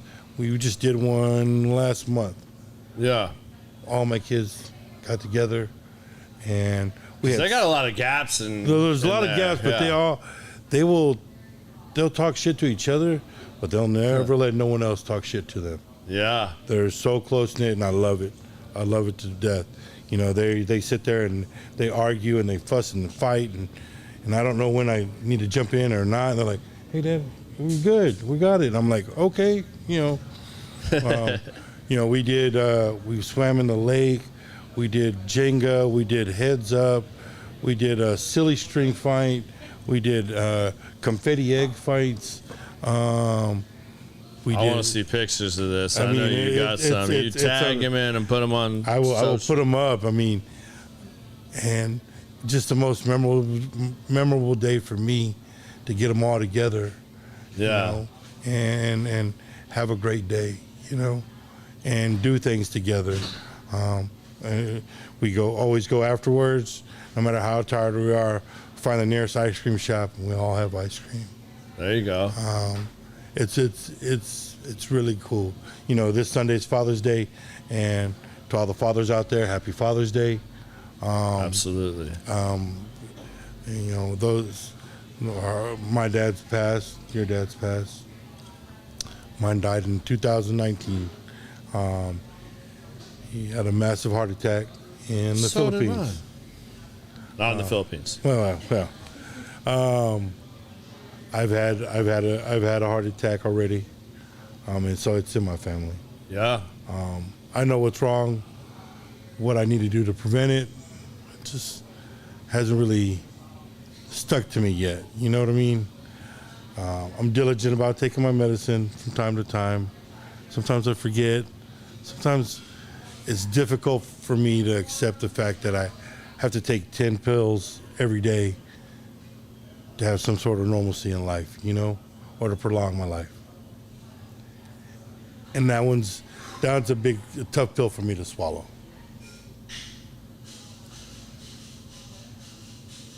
How old were you when your dad passed? 42, I think. All right, I was 24. So I think you have to put that into perspective. I mean, this is something I've been really passionate about for a while, man. Like I got really out of shape during COVID. Yeah. I mean, I ballooned up to like 260 pounds, which was ginormous for me.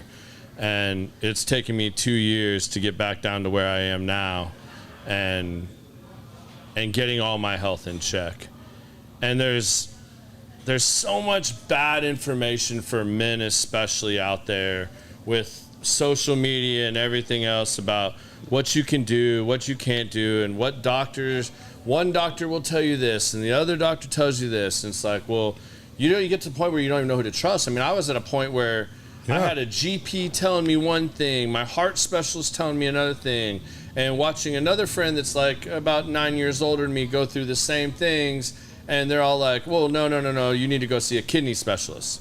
That's actually what flushes and controls your cholesterol and everything in your body. Like, actually, you really should talk to a kidney specialist. And I'm like, what do you do? Like, who do you listen to? Yeah, like, who do you listen to? So going through that journey is tough no matter how you look at it.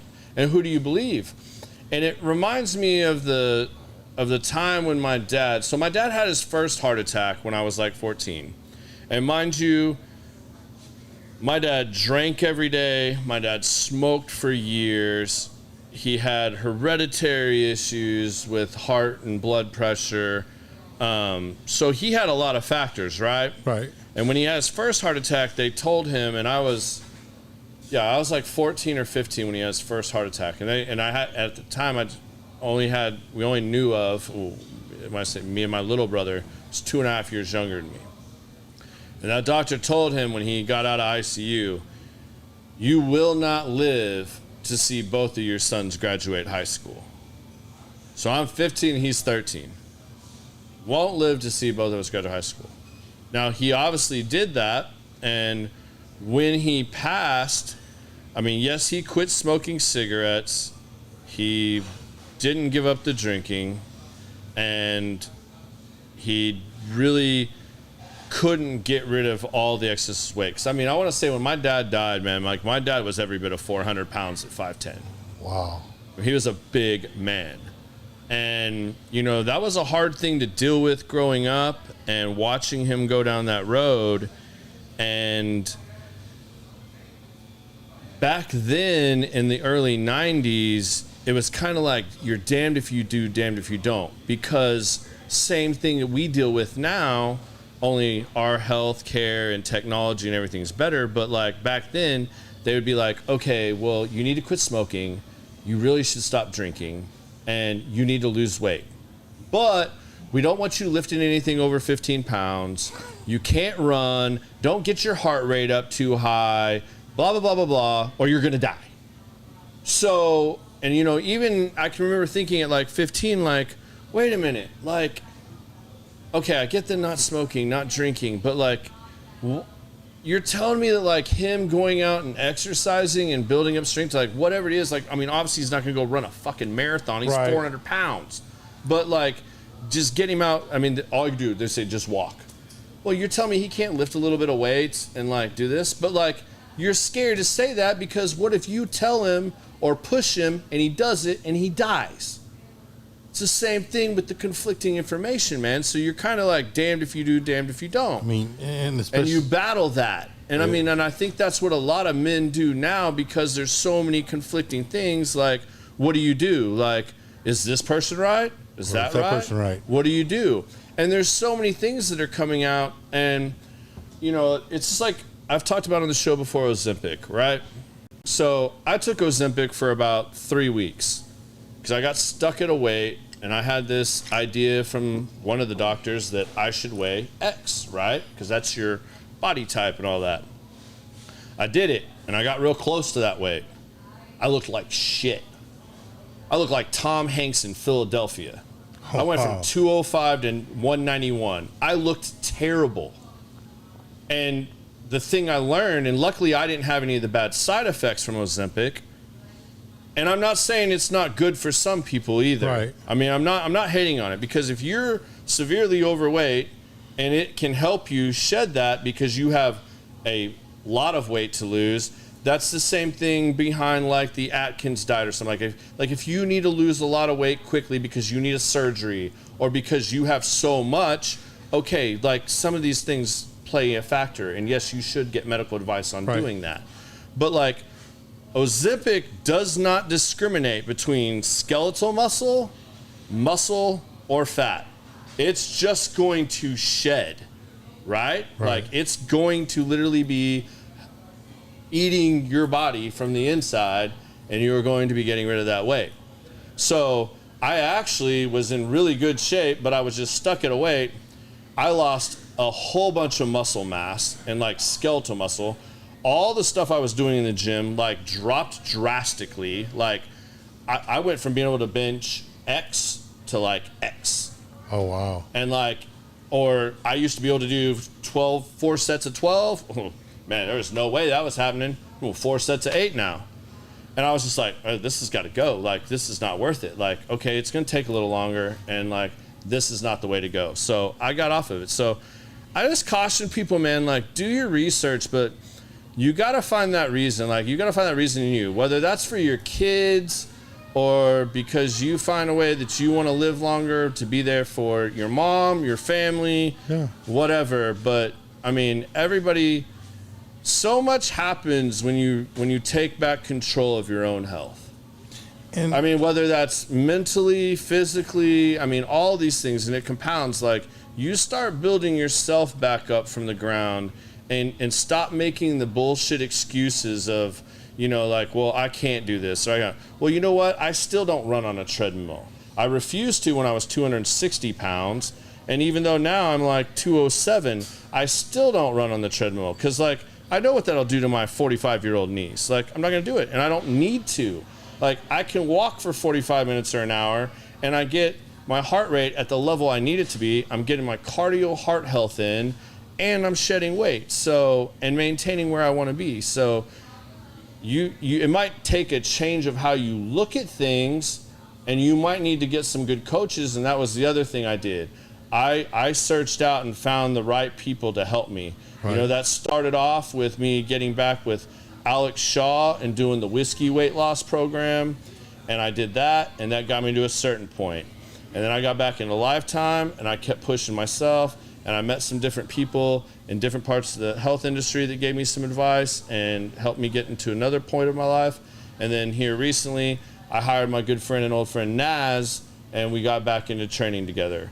And I did a 60-day challenge with him. And it's just the progress, man. But it literally changes and helps every aspect of your life. So whatever ends up motivating you to do that, man, like I challenge you to do that. Like it is life changing, man. And it's and maybe it's just you challenging me. Yeah, I mean it's like I said, I've got the best advice. It's just I'm the worst at taking my own advice. Well, when it comes to your health and your longevity, man, like there's just so many things, man. And like men don't want to talk about that shit either. Like shit will start going wrong, and you will make every excuse in the world for why X is happening to you. And you still won't go to the doctor. And that's like the dumbest thing. And like I have so many friends, and I'm thankful because a lot of times, you know, like moving and growing up, I was always surrounded by people that were slightly older than me. Yeah. They were either younger and around my little brother's age, which obviously you didn't want to hang out with them, or they were like 5 to 10 years older than me. And those were the people that I clicked with and talked to. But like seeing them now, and there's like umpteen stories of this, like they had one little problem and this chance thing happened, and they went in for something else, but got a scan, and holy shit, they had brain aneurysms or something, and that saved their life, and they got to go have that surgery. Wow. Or, you know, they went in and realized they thought they were dealing with this, and I just talked to another friend like the other week, and like a month ago, he was at a business thing. He had pulled a muscle in his back before, was having pains back here, thought he just pulled it again. It didn't go away. And thank God his fiance was like, no, fucker, you're going to the hospital. Like, this is going on too long. he gets there, you have been having a full-blown heart attack, bro. Like, catheter, stent, like, all this, and, like, he's got to change his life now. But that shit saved his life. Man, like, we ain't 20 or 30 anymore, no. And, you know, you start watching it happen, and, I mean, I'm sorry, and I mean, sometimes I have to keep my mouth shut because, like, some people just don't take it right. Some people aren't ready to hear it. And it's always out of love, but it's like, sure. I keep seeing it with my friends, man, and it's heartbreaking. Like, you know, some of my healthiest friends that I've ever known, like, I'm talking about dudes that don't drink, lift, are in great shape, and they find out, and they're in their 40s, and they have stage 3 or 4 cancer, man. Wow. And they've got, like, 4 and 5-year-olds at home, man. That's fucking heartbreaking. It is. And they didn't do, I mean, that's just the card life dealt them. But then when I see my other friends that, I mean, I know they're not talking about certain things or they're doing this and that, and it's like, man, and I mean, and we all, you don't feel like you can say something because, like, you still, oh, guess what, I'm still having a drink here. Right. All right, well, yeah, and I smoked 2 cigars this week. All right, well, I'm not still smoking 1 or 2 cigars a day. I gave up dipping true chewing tobacco 2 years ago. I mean, yeah, I still do the little Zen pouches to still have a little bit of nicotine, but I don't have all the other chemicals. But that voice in your head will start questioning, well, why the fuck am I telling them anything? Like, I can't tell this person that. Like, look at me, I still failed. But, like, that's bullshit. And that's just that other voice, and that's just your own demons and stuff that you deal with. But that don't mean you can't share the story with somebody else and maybe inspire them or get them to go. Because, I mean, I had a trainer come up to me the other day, and he's like, and I don't even know why he said this to me, but, like, I mean, I have friends that are going through this, and I'm not going to call anybody out. And I mean, like, and this happens to men. Like, well, he's like, hey, if you see your friends having X, Y, and Z problems, like, or they ever tell you about this, like, man, like, go tell them they need to go see a doctor or do something about this. Like, these are signs of this and this, like, cool. Like, how many guys are going to admit their dick ain't working? Right? Very few. They're going to be like, oh, man, I had too many drinks last night. Like, you know, blah, blah, blah. No, motherfucker, you know how much visceral fat you have around your stomach right now? You're carrying around 50, 60 extra pounds. You're drinking, you're smoking, you're doing this and that. Like, yeah, your shit ain't working. And guess what? That's a fucking sign going like, your shit ain't right. And guess what? You can get it fixed. You can get you can get that back. It ain't gonna happen overnight, but like you're gonna have to put in the fucking work. You have to put in the work. But like you gotta change things, and like it ain't always the things you wanna do. Like, and that's one of the things that 60-day challenge taught me. Did I just want to eat turkey, chicken, and fish and green vegetables for fucking 60 days? No, it sucked. But it got me where I wanted to, and now I know if I just do that most of the time, and once you get down there and you get back to where you want, then cool. You start having more of the life you want. And then you start seeing the other things that happen that you didn't even think about. And then you start seeing the things that you made all the bullshit excuses for that were like, oh yeah, it's just because I had too many drinks tonight, or I did this and that, and like, and then it slowly starts coming back, and you're like, oh, dumbass. Like, yeah, if you paid a little more attention and took care of yourself, you wouldn't be dealing with some of this shit. I did. I worked here 2 years ago, and I was working a day shift with Dana, and I wasn't feeling right. Yeah. Something was up. I didn't feel right, and I said, man, maybe it's just the heat. It's the middle of summer. Maybe it's just the heat. She goes, go sit in the cooler for a while, maybe cool off. I went, sat in the cooler. I started sweating all over again, still. And I came out and I said, hey, Dana, we ain't opened up yet. I said, hey, I don't feel good. I'm going to go to the hospital. She says, you mean drive you? You mean call you an ambulance? Nah, Baylor's right here. Hop in the car, drive myself to Baylor. I get out, walking up to Baylor, and police are fighting with some homeless people outside. Everyone inside the ER is screaming, hooting, and hollering. I go, you know what? Fuck this. I'm going to drive myself to Richardson. So I got on the freeway, drove myself to Richardson Methodist. Yeah. On Renner and George Bush. On the way up there, I called my brother, let him know where I'm at, just in case some shit happens, right? I called my brother up, I said, hey man, I'm heading to the hospital. I don't feel good, something's not right. I go, whatever you do, don't tell mom. She's going on vacation in the next couple of days. I don't want you to tell mom. I don't want her to cancel her trip. And then a little voice in the back goes, why don't you want me to know? My brother goes, too late. I had you on speaker. I was driving. I go, Mom, I'm just going to, what hospital are you going to? I told her what hospital. Show up to the hospital. They checked my blood pressure. It was 180 over 160. They checked my troponin levels. And the time I got there, they had tripled. And they said, well, we're going to do a dye test.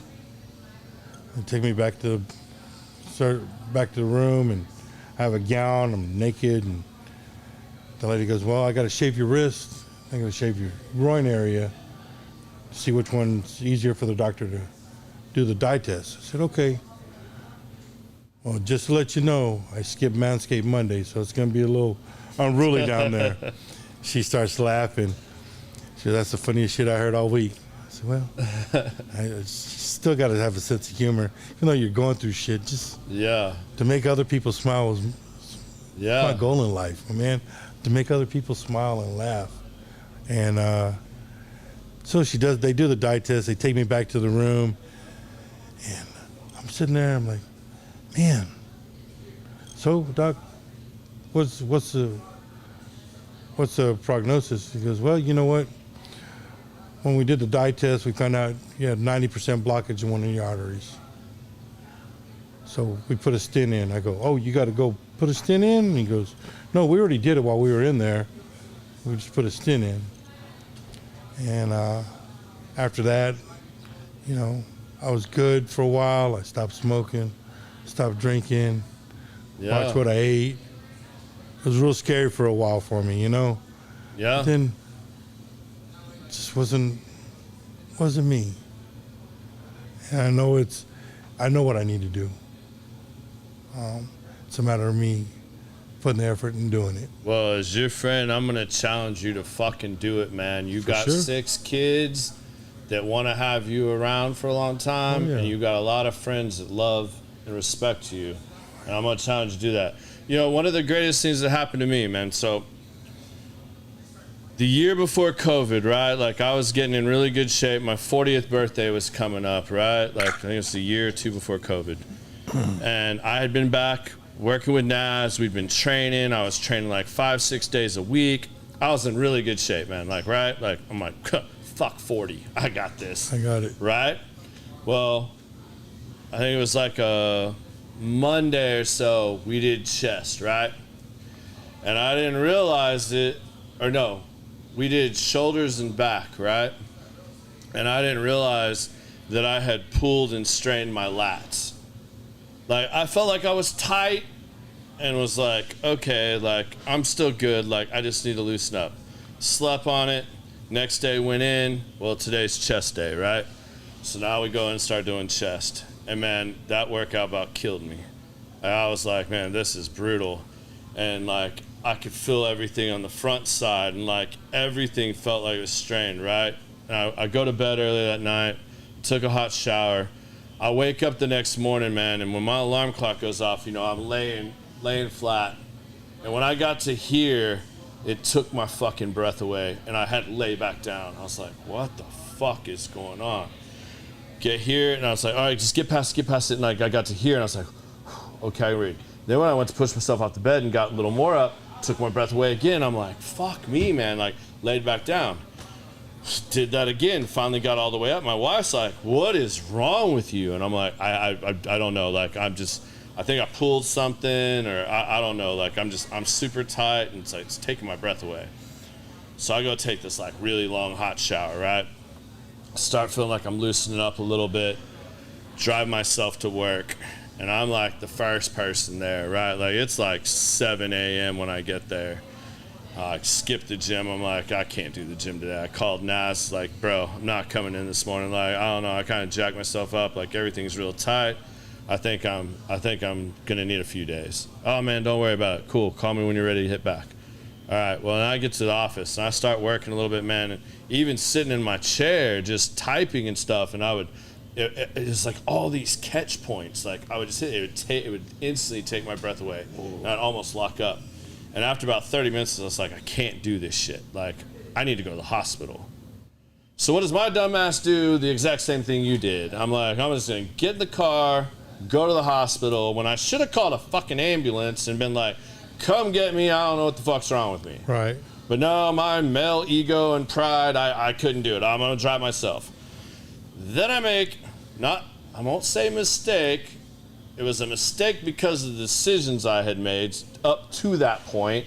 But I was like, I better call my wife and tell her I'm taking myself to the hospital, right? So I call my wife, and who's just still like laying in bed, hasn't even probably had her coffee yet. Yeah. And I'm like, yeah, so I'm driving myself to the hospital. Whoop!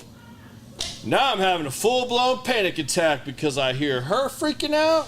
Starts making me freak out, and I'm driving in morning rush hour traffic trying to get to the damn hospital. And I'm like, oh, this is real fucked. And then I get to the hospital, and of course, like she pretty much almost beats me there. Get there, and man, I'll never forget that, man. Like, and she obviously made the right decision. I would have done the same thing as you and been like, don't tell my fucking mom. Like, let me figure out what's going on first. Well, of course, she called my mom and told my mom. So guess who was there 15 minutes later? She beelined it. Boom, mom's there. And when my mom walked in, and I am still in like one of the like emergency room, like evaluation rooms, yeah, man, I almost completely lost it. Like seeing that look on her face and seeing her firstborn son in there, and knowing that my dad had put her through all that for all the years, all the different shit. Man, like, that was one of the hardest things in the world for me. They finally got me in. The good part about the story is because I'd always wondered. I mean, I'd still done all the dumb shit through my 20s and early 30s. And don't get me wrong, I still do dumb shit. Yeah, and I'm same here. But Monday, I did a lot of dumb shit. Not to that level. Not to that level. But, the best thing that came from that is they ran every fucking test known to man on me. I mean, I was obviously in too bad a shape to like do a stress test or anything. So they ended up getting me in the room. They admitted me to the hospital, started putting me on all this stuff. They're literally giving me morphine. Like, that's how much pain I'm in. I'm getting morphine. And then they're like, okay, well, we got to take you off the morphine for a little bit because we need to do a stress test on you. But you can't actually do the real stress test, so we're going to put you in this machine. We're going to inject some dye in you, and then we're going to give you adrenaline so that they can speed up my heart and do all this stuff and see what my heart's doing. Because I'm, like, showing no signs of having had a heart attack. They're doing blood work and everything. Like, I have none of those signs. My blood pressure's good, everything else. But I am in, like, excruciating pain. So we do this. Well, guess what? Adrenaline makes you feel like fucking Superman. And you get done with the test, and you get out, and they're like, good news, we're going to discharge you. You have a grade 3 strain on both of your lats. You've torn some intercostals. You've strained your diaphragm, and I forget what else. But, like, I had really fucked myself up. But what was getting me was when my old man described his first heart attack to me, he sat up all night long and ate a Costco-sized bottle of Tums through when he really needed probably a triple bypass, and he thought he had fucking heartburn. And he was like, well, it just felt like I was being squeezed from the back and the front. Yeah. And that's what you think of. Like, I didn't have shooting pains down my arms or any of these other things that they tell you, but all I could remember him was saying that. I was like, well, maybe I have my dad's threshold of pain. Like, he lived through that shit and he ate Tums. And I'm like, and here I am thinking I'm dying, and none of this shit's working, and I'm on morphine and everything else. Well, then they're like, all right, well, you're totally good, man. You have a clean bill of health, everything to check. Keep taking your cholesterol pill. Your cholesterol's still good, yada, yada, yada. Okay, cool. Well, fast forward to after COVID, and, you know, I get home from COVID, and now I've had some good times, and, like, you know, I'm still in this same good zone until then, but, like, right after COVID, or actually during COVID, I went to the men's T clinic to get my weekly TRT shot, right? Because, you know, they tell you when you're in your 40s, you know, like, you start getting sluggish in the afternoon and everything else, and, like, and I mean, the men's T clinic gives you, like, the most minutia amount of TRT or testosterone that they could possibly give you. But I think the combination of that, and I'm not getting on this big conspiracy theory on any of this shit or whatever, but, like, that, having had COVID, the vaccines and everything, some combination of that, all of a sudden, I went in one day and I'd had a disagreement with someone at the office. I was about to go out of town and go hunting like 7 hours away. And I was like, well, if the lady that I like that gives me the shot is there, I'll stop and get my shot. Luckily for me, I did that. And I went in there and went to get my shot. And they're like, well, take your blood pressure. Started taking my blood pressure. I'm like 191 over 160. I'm in stroke level. Mm-hmm. They're like, we're going to turn the lights down real low. We want you to breathe and woo-saw and lay back. This is a fucking doctor's place, man. They're like, just chill. Well, now we're going to come back and do it again. So the little tech comes back. She does it again. She's like, shit ain't changing. Let me go get the other lady.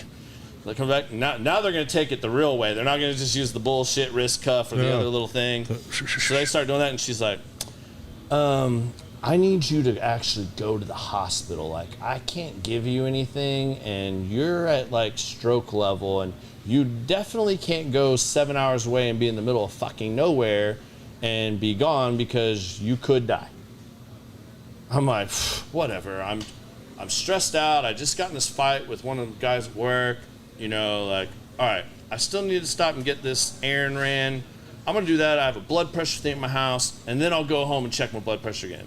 So I do all this bullshit. I go run around, make some more trips, like I'm still going to go on this hunting trip. I'm still going on this hunting trip. Yeah, I'm still going to go. And I get home, put that blood pressure machine on, and, man, I'm like 196 over 170 now. I'm like, fuck, it's gone up. I'm like, all right. So then I called my wife again, had to make that phone call again. I'm like, all right, I am driving myself, but, like, I'm okay. Like, I'm going to the emergency room. It's 4 miles from the house. Like, we're going to go do this, and, yeah, I'll be good. So she meets me there and go through that. And, like, yeah, ended up having to see a heart specialist, get put on blood pressure medicine and everything else. Like, don't know what it is, but, like, now after that and going through all that in COVID, I'm now getting my medicines reduced and all that because I've gotten my health in check. I've got my weight in check. Yeah. I've lost some of the visceral fat and all these things that really will fuck your world up. It's amazing. Like, yeah, not all of it's fun. Some of it sucks. But the payoff, absolutely fucking worth it. Like, yeah, do you have to give up some of the things you really fucking like? Absolutely. Can't do it forever in life. You know, it makes me think about my grandparents. They smoked forever. And then I remember when my grandparents, literally in like their mid-50s, quit smoking and never smoked again. And one of them lived into their 80s. My Nana just had her 96th birthday a week ago. Nice. So, I mean, you can change your course, but you have to be proactive. I now get my blood work done every 4 months. I see my doctors every year. I don't make excuses. I go see them, whether that's the heart specialist or the GP. That shit is important, my man. And if I could convince any of you or any of my friends, fucking do that. It matters and people fucking care about you. Stop making the bullshit excuses. It happens to all of us. We all get old. This shit happens, especially if you don't have your things in check. You know, it's for the longest time being a Latino, if you weren't dying, we didn't go to the doctors for anything. We had Vicks. That ain't just Latinos, homie. Vicks. That's men in general. Men in general. And even a lot of women too, man. A lot of women do. Women are way better than men at this, though.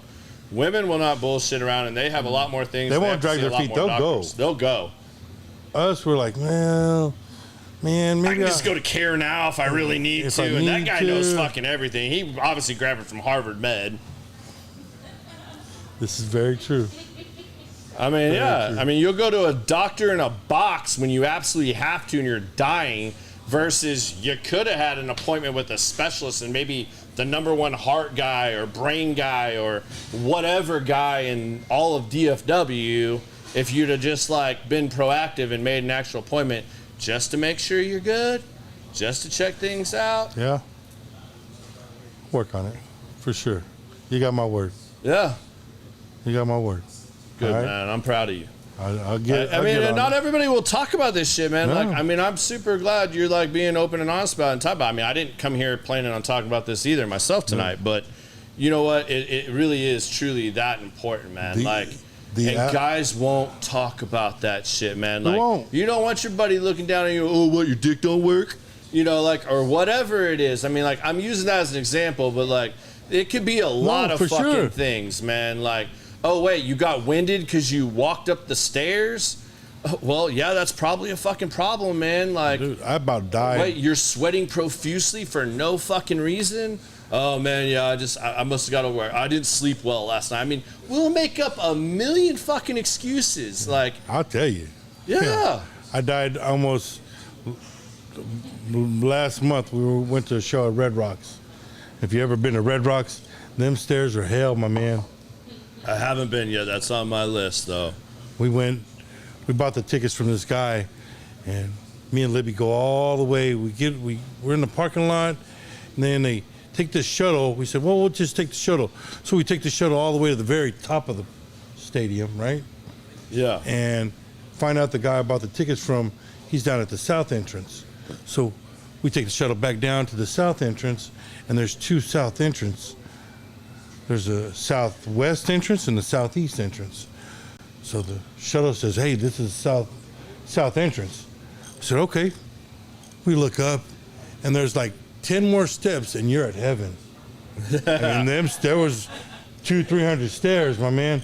And we got to meet this guy. We're going to buy our tickets from him. We already bought our tickets from him. So we go up these stairs, and we stop every 15 stairs, winded, looking for a Gatorade, looking for something, we're fan, just catch our breath. And we would back up it, go all the way up to the top of the stairs.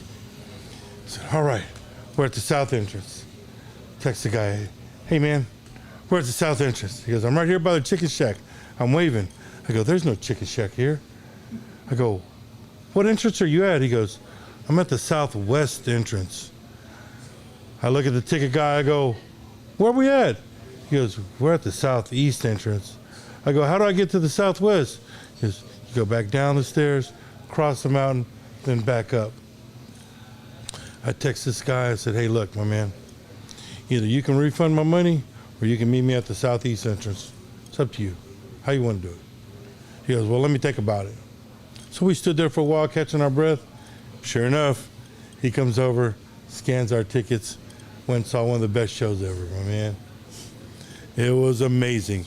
Them stairs. But it's a reality check too, man. Yeah, like, man. I mean, like some of those things. I mean, like you had altitude and stuff like that, and that it'll really show you some of your. Yeah. You know, like where you're really at. But I mean, it shouldn't be like that, man. Like, and I mean, that's to me, that's kind of an extreme example. Oh yeah. But at the same time, it's almost like everybody needs that extreme thing to happen. Like most people have to be pushed to that breaking point and have something really fucking bad happen. I mean, myself included. Yeah. I mean, I'm not saying it didn't. I mean, that's exactly what had to happen to me. I had to think I was having a heart attack. I had to think I was dying to go in and start that journey. Then I had to get really overweight, have a blood pressure scare before I really kicked my ass in gear. And even then, that's still been a 2-year journey to get where I'm at now and be like, okay, like, all right, dumbass, like you finally got a little bit of this figured out. So, and the only reason I really share this and tell this story is because I know I'm not the only one. Oh yeah. And I know there are other people out there that have those same fucking battles They have the same doubts, or they tell themselves the same bullshit stories. And the Very one true. thing I will say again is, if you get it in check and you start doing these things, you'll be amazed at the things you quit noticing, or that you didn't notice, and that like what starts changing for you from everything, man. It's the ground up, man. Like, you start regaining control of your fitness and your health, your mental clarity, your relationships, the way you communicate, the way you carry yourself, the way you think about yourself. All of those things start changing and getting for the better. So, I mean, if I can encourage anybody to do that, man, if that reaches one person, I'm fucking happy. Yeah. So, well, man, I want to be super respectful of your time. We've already gone over 2 hours. Hey, I appreciate it. It was a fun time. Yeah, absolutely. Well, we ain't done yet. No. I got 2 questions. We got 2 little segments we do at Let's the go. end of everyone. Come on. I'm with that I it. like to do with everybody. And I'm really excited to hear what you say on these. I'm ready. All right. So, first one. If you got to leave your children with only one piece of advice, what's that piece of advice? You take a minute. Hey,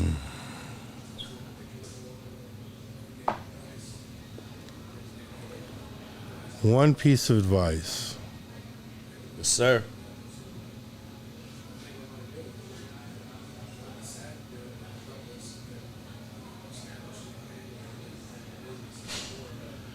Man, I tell them all the time, be the better version of you. Be the best version of you. That's solid, man. That's if people really took a deep look at that and did that, this world would be a better place. I mean, I use a phrase all the time. You can't get credit for shit you're supposed to do. Oh, Anyone ever say, hey, thanks for wiping your ass? Thanks for brushing your teeth? Shit you're supposed to do. yeah. I just be the best version of yourself. I like it. I like it. All right, now's the fun one. Come on. And you can go wherever you want with this. So since the show is called Common Sense, we like to do a segment at the end called Give Us Your 2 cents. So it could be something that a conversation or something we talked about inspired you to. It could be just something that's weighing on you or on your mind right now, or whatever. But this is you giving everybody else Bill's 2 cents. My 2 cents. Being in the service industry for as long as I have, people think we make thousands and thousands, millions of dollars. We don't. We get paid $2.13 an hour. Tip your service industry people. Yeah. Tip them at least 20%. That's how we survive. Yeah. That's how we make a living. That's how I get my kids off to school, clothes on their back, food in their stomach. This is how I made my living. Yeah, and people need to think about, like, what did you get from that experience? Like, 20% should be the starting point. Starting point, right? for sure, like, for sure. 20%, like, did I have to chase you down for a drink? Like, circumstances matter, Oh, yeah, too. for sure, But, for sure. Did you let my cup get empty, like, all night long? Was I constantly chasing you down? If not, or did you have good conversation with me? Were you friendly? Did you make sure we were taken care of? Did you? It's not always about the turn and burn. Yeah, it's not the turn and burn. So, like, if they did that for you, then take care of them. For sure. But if somebody did something, and went the extra mile, or maybe shared something with you, or gave you some piece of advice, or whatever, like, where should I go? show the appreciation. Yeah, show a little appreciation. I'm new in town. Where should I? Man, check out this place. Check out this place. Yeah. Those people aren't all writing you a check because you told them to go over here and have dinner here or there. It's just I'm a friendly person. I want you to, when people come to my city, and I say my city, it's our city. I want them to have the best version of it. Yeah. I want you to have a great time. Hey man, go see Garrett here. Go see Athena over here. Go see Libby over there. You know, and I'm just everywhere. Pass on the love. Share the love. You know, people down here in Deep Ellum, and I say this because I've been down here since 2017, working. It's not this bar will call against Stir or will call against Texas Tea Room. Man, we all share the same customers. They go see you, they go see me. Share the love. Yeah. So when people ask me, where should I go? Hey man, go check out Stir. Go check out Texas Tea Room. Go check out Elm Street. Go check out Adair's. Yeah, you should see the show over at Trees. Check out the show at Trees. Go check out Good Side Pizza Pub. Good Side Pizza. You know, they got everything. real great pepperonis now. Ask Don. Well, man, I really appreciate you coming and sitting down with me, man. I know this was a stretch for you. I appreciate it. But Ben, thank you, man. I really think people have gained a lot from this conversation we got to have tonight. I'm just an insane person, you know. I'm just a bartender, a father, a grandfather. You know, I'm a good person. Yeah. Yeah. And if everybody started treating people like humans and quit trying to put everybody in a fucking box, we'd have a lot better time in this world. For sure, for sure. And if you want to catch me, I'll be at Will Call all weekend. Friday, Saturday, and Sunday. There y'all go. And y'all, I'm not playing around. Like, y'all missing this right now. Like, come out here, check out my man JR's place. Come let Bill make you this badass drink. Get some wings, get a cheesesteak. You know, come support the local businesses, man. Like, you know, and again, man, JR, thank you, brother. We really appreciate you letting us use your space and come out here. You guys, we're gonna try to make this happen a little more often, because if JR will let us, man, like, I really like this, man. This is cool. Sure. I kind of miss smoking the cigar, but like, you know, like, I got other days I can smoke cigar. And I do want to say thank you for the people that did show up. Yes, and thank you all of you that Jackie did show Boyd, up. Libby, Tawny, JD. Yeah, my daughter Max too. Hell yeah. Yo. Yes, thank you all. We really enjoyed it. We're going to be back again next week for you guys. Another episode of Common Sense. Next week, the show is going to be on Tuesday because I have an event on Thursday that I cannot miss for work. So next Tuesday, we will be back at Industrial shooting another show for you guys. We're going to have Renee Salinas on there for you guys. Renee's got a really cool story, man. That cat is doing big things. So I don't know what I was going to tell y'all about, but I can promise you it's going to be some weird shit and like some really cool shit. Like, maybe I have to come check it out, my man. Dude, you should, man. Like, I mean, they got room where I can sit down and I'll make room for you. Make room bro. for me. I'll come fuck with you. Yeah, for sure. I'll even pull out a really good stick for you if you come. Man. You come up to Frisco, I'll make it happen. I may even bring my date Jackie Boyd, man. Hey, my friend Jackie Boyd better have his ass back in Oklahoma City taking care of shit. All you gotta do. From now on, if we ain't sending him no lighter on Tuesday. Hey, just send him a picture of a lighter. He'll show up, my man. I got it. Thanks again. Thank you, man. Hey, we really appreciate all y'all tuning in. Until next time, peace. Peace.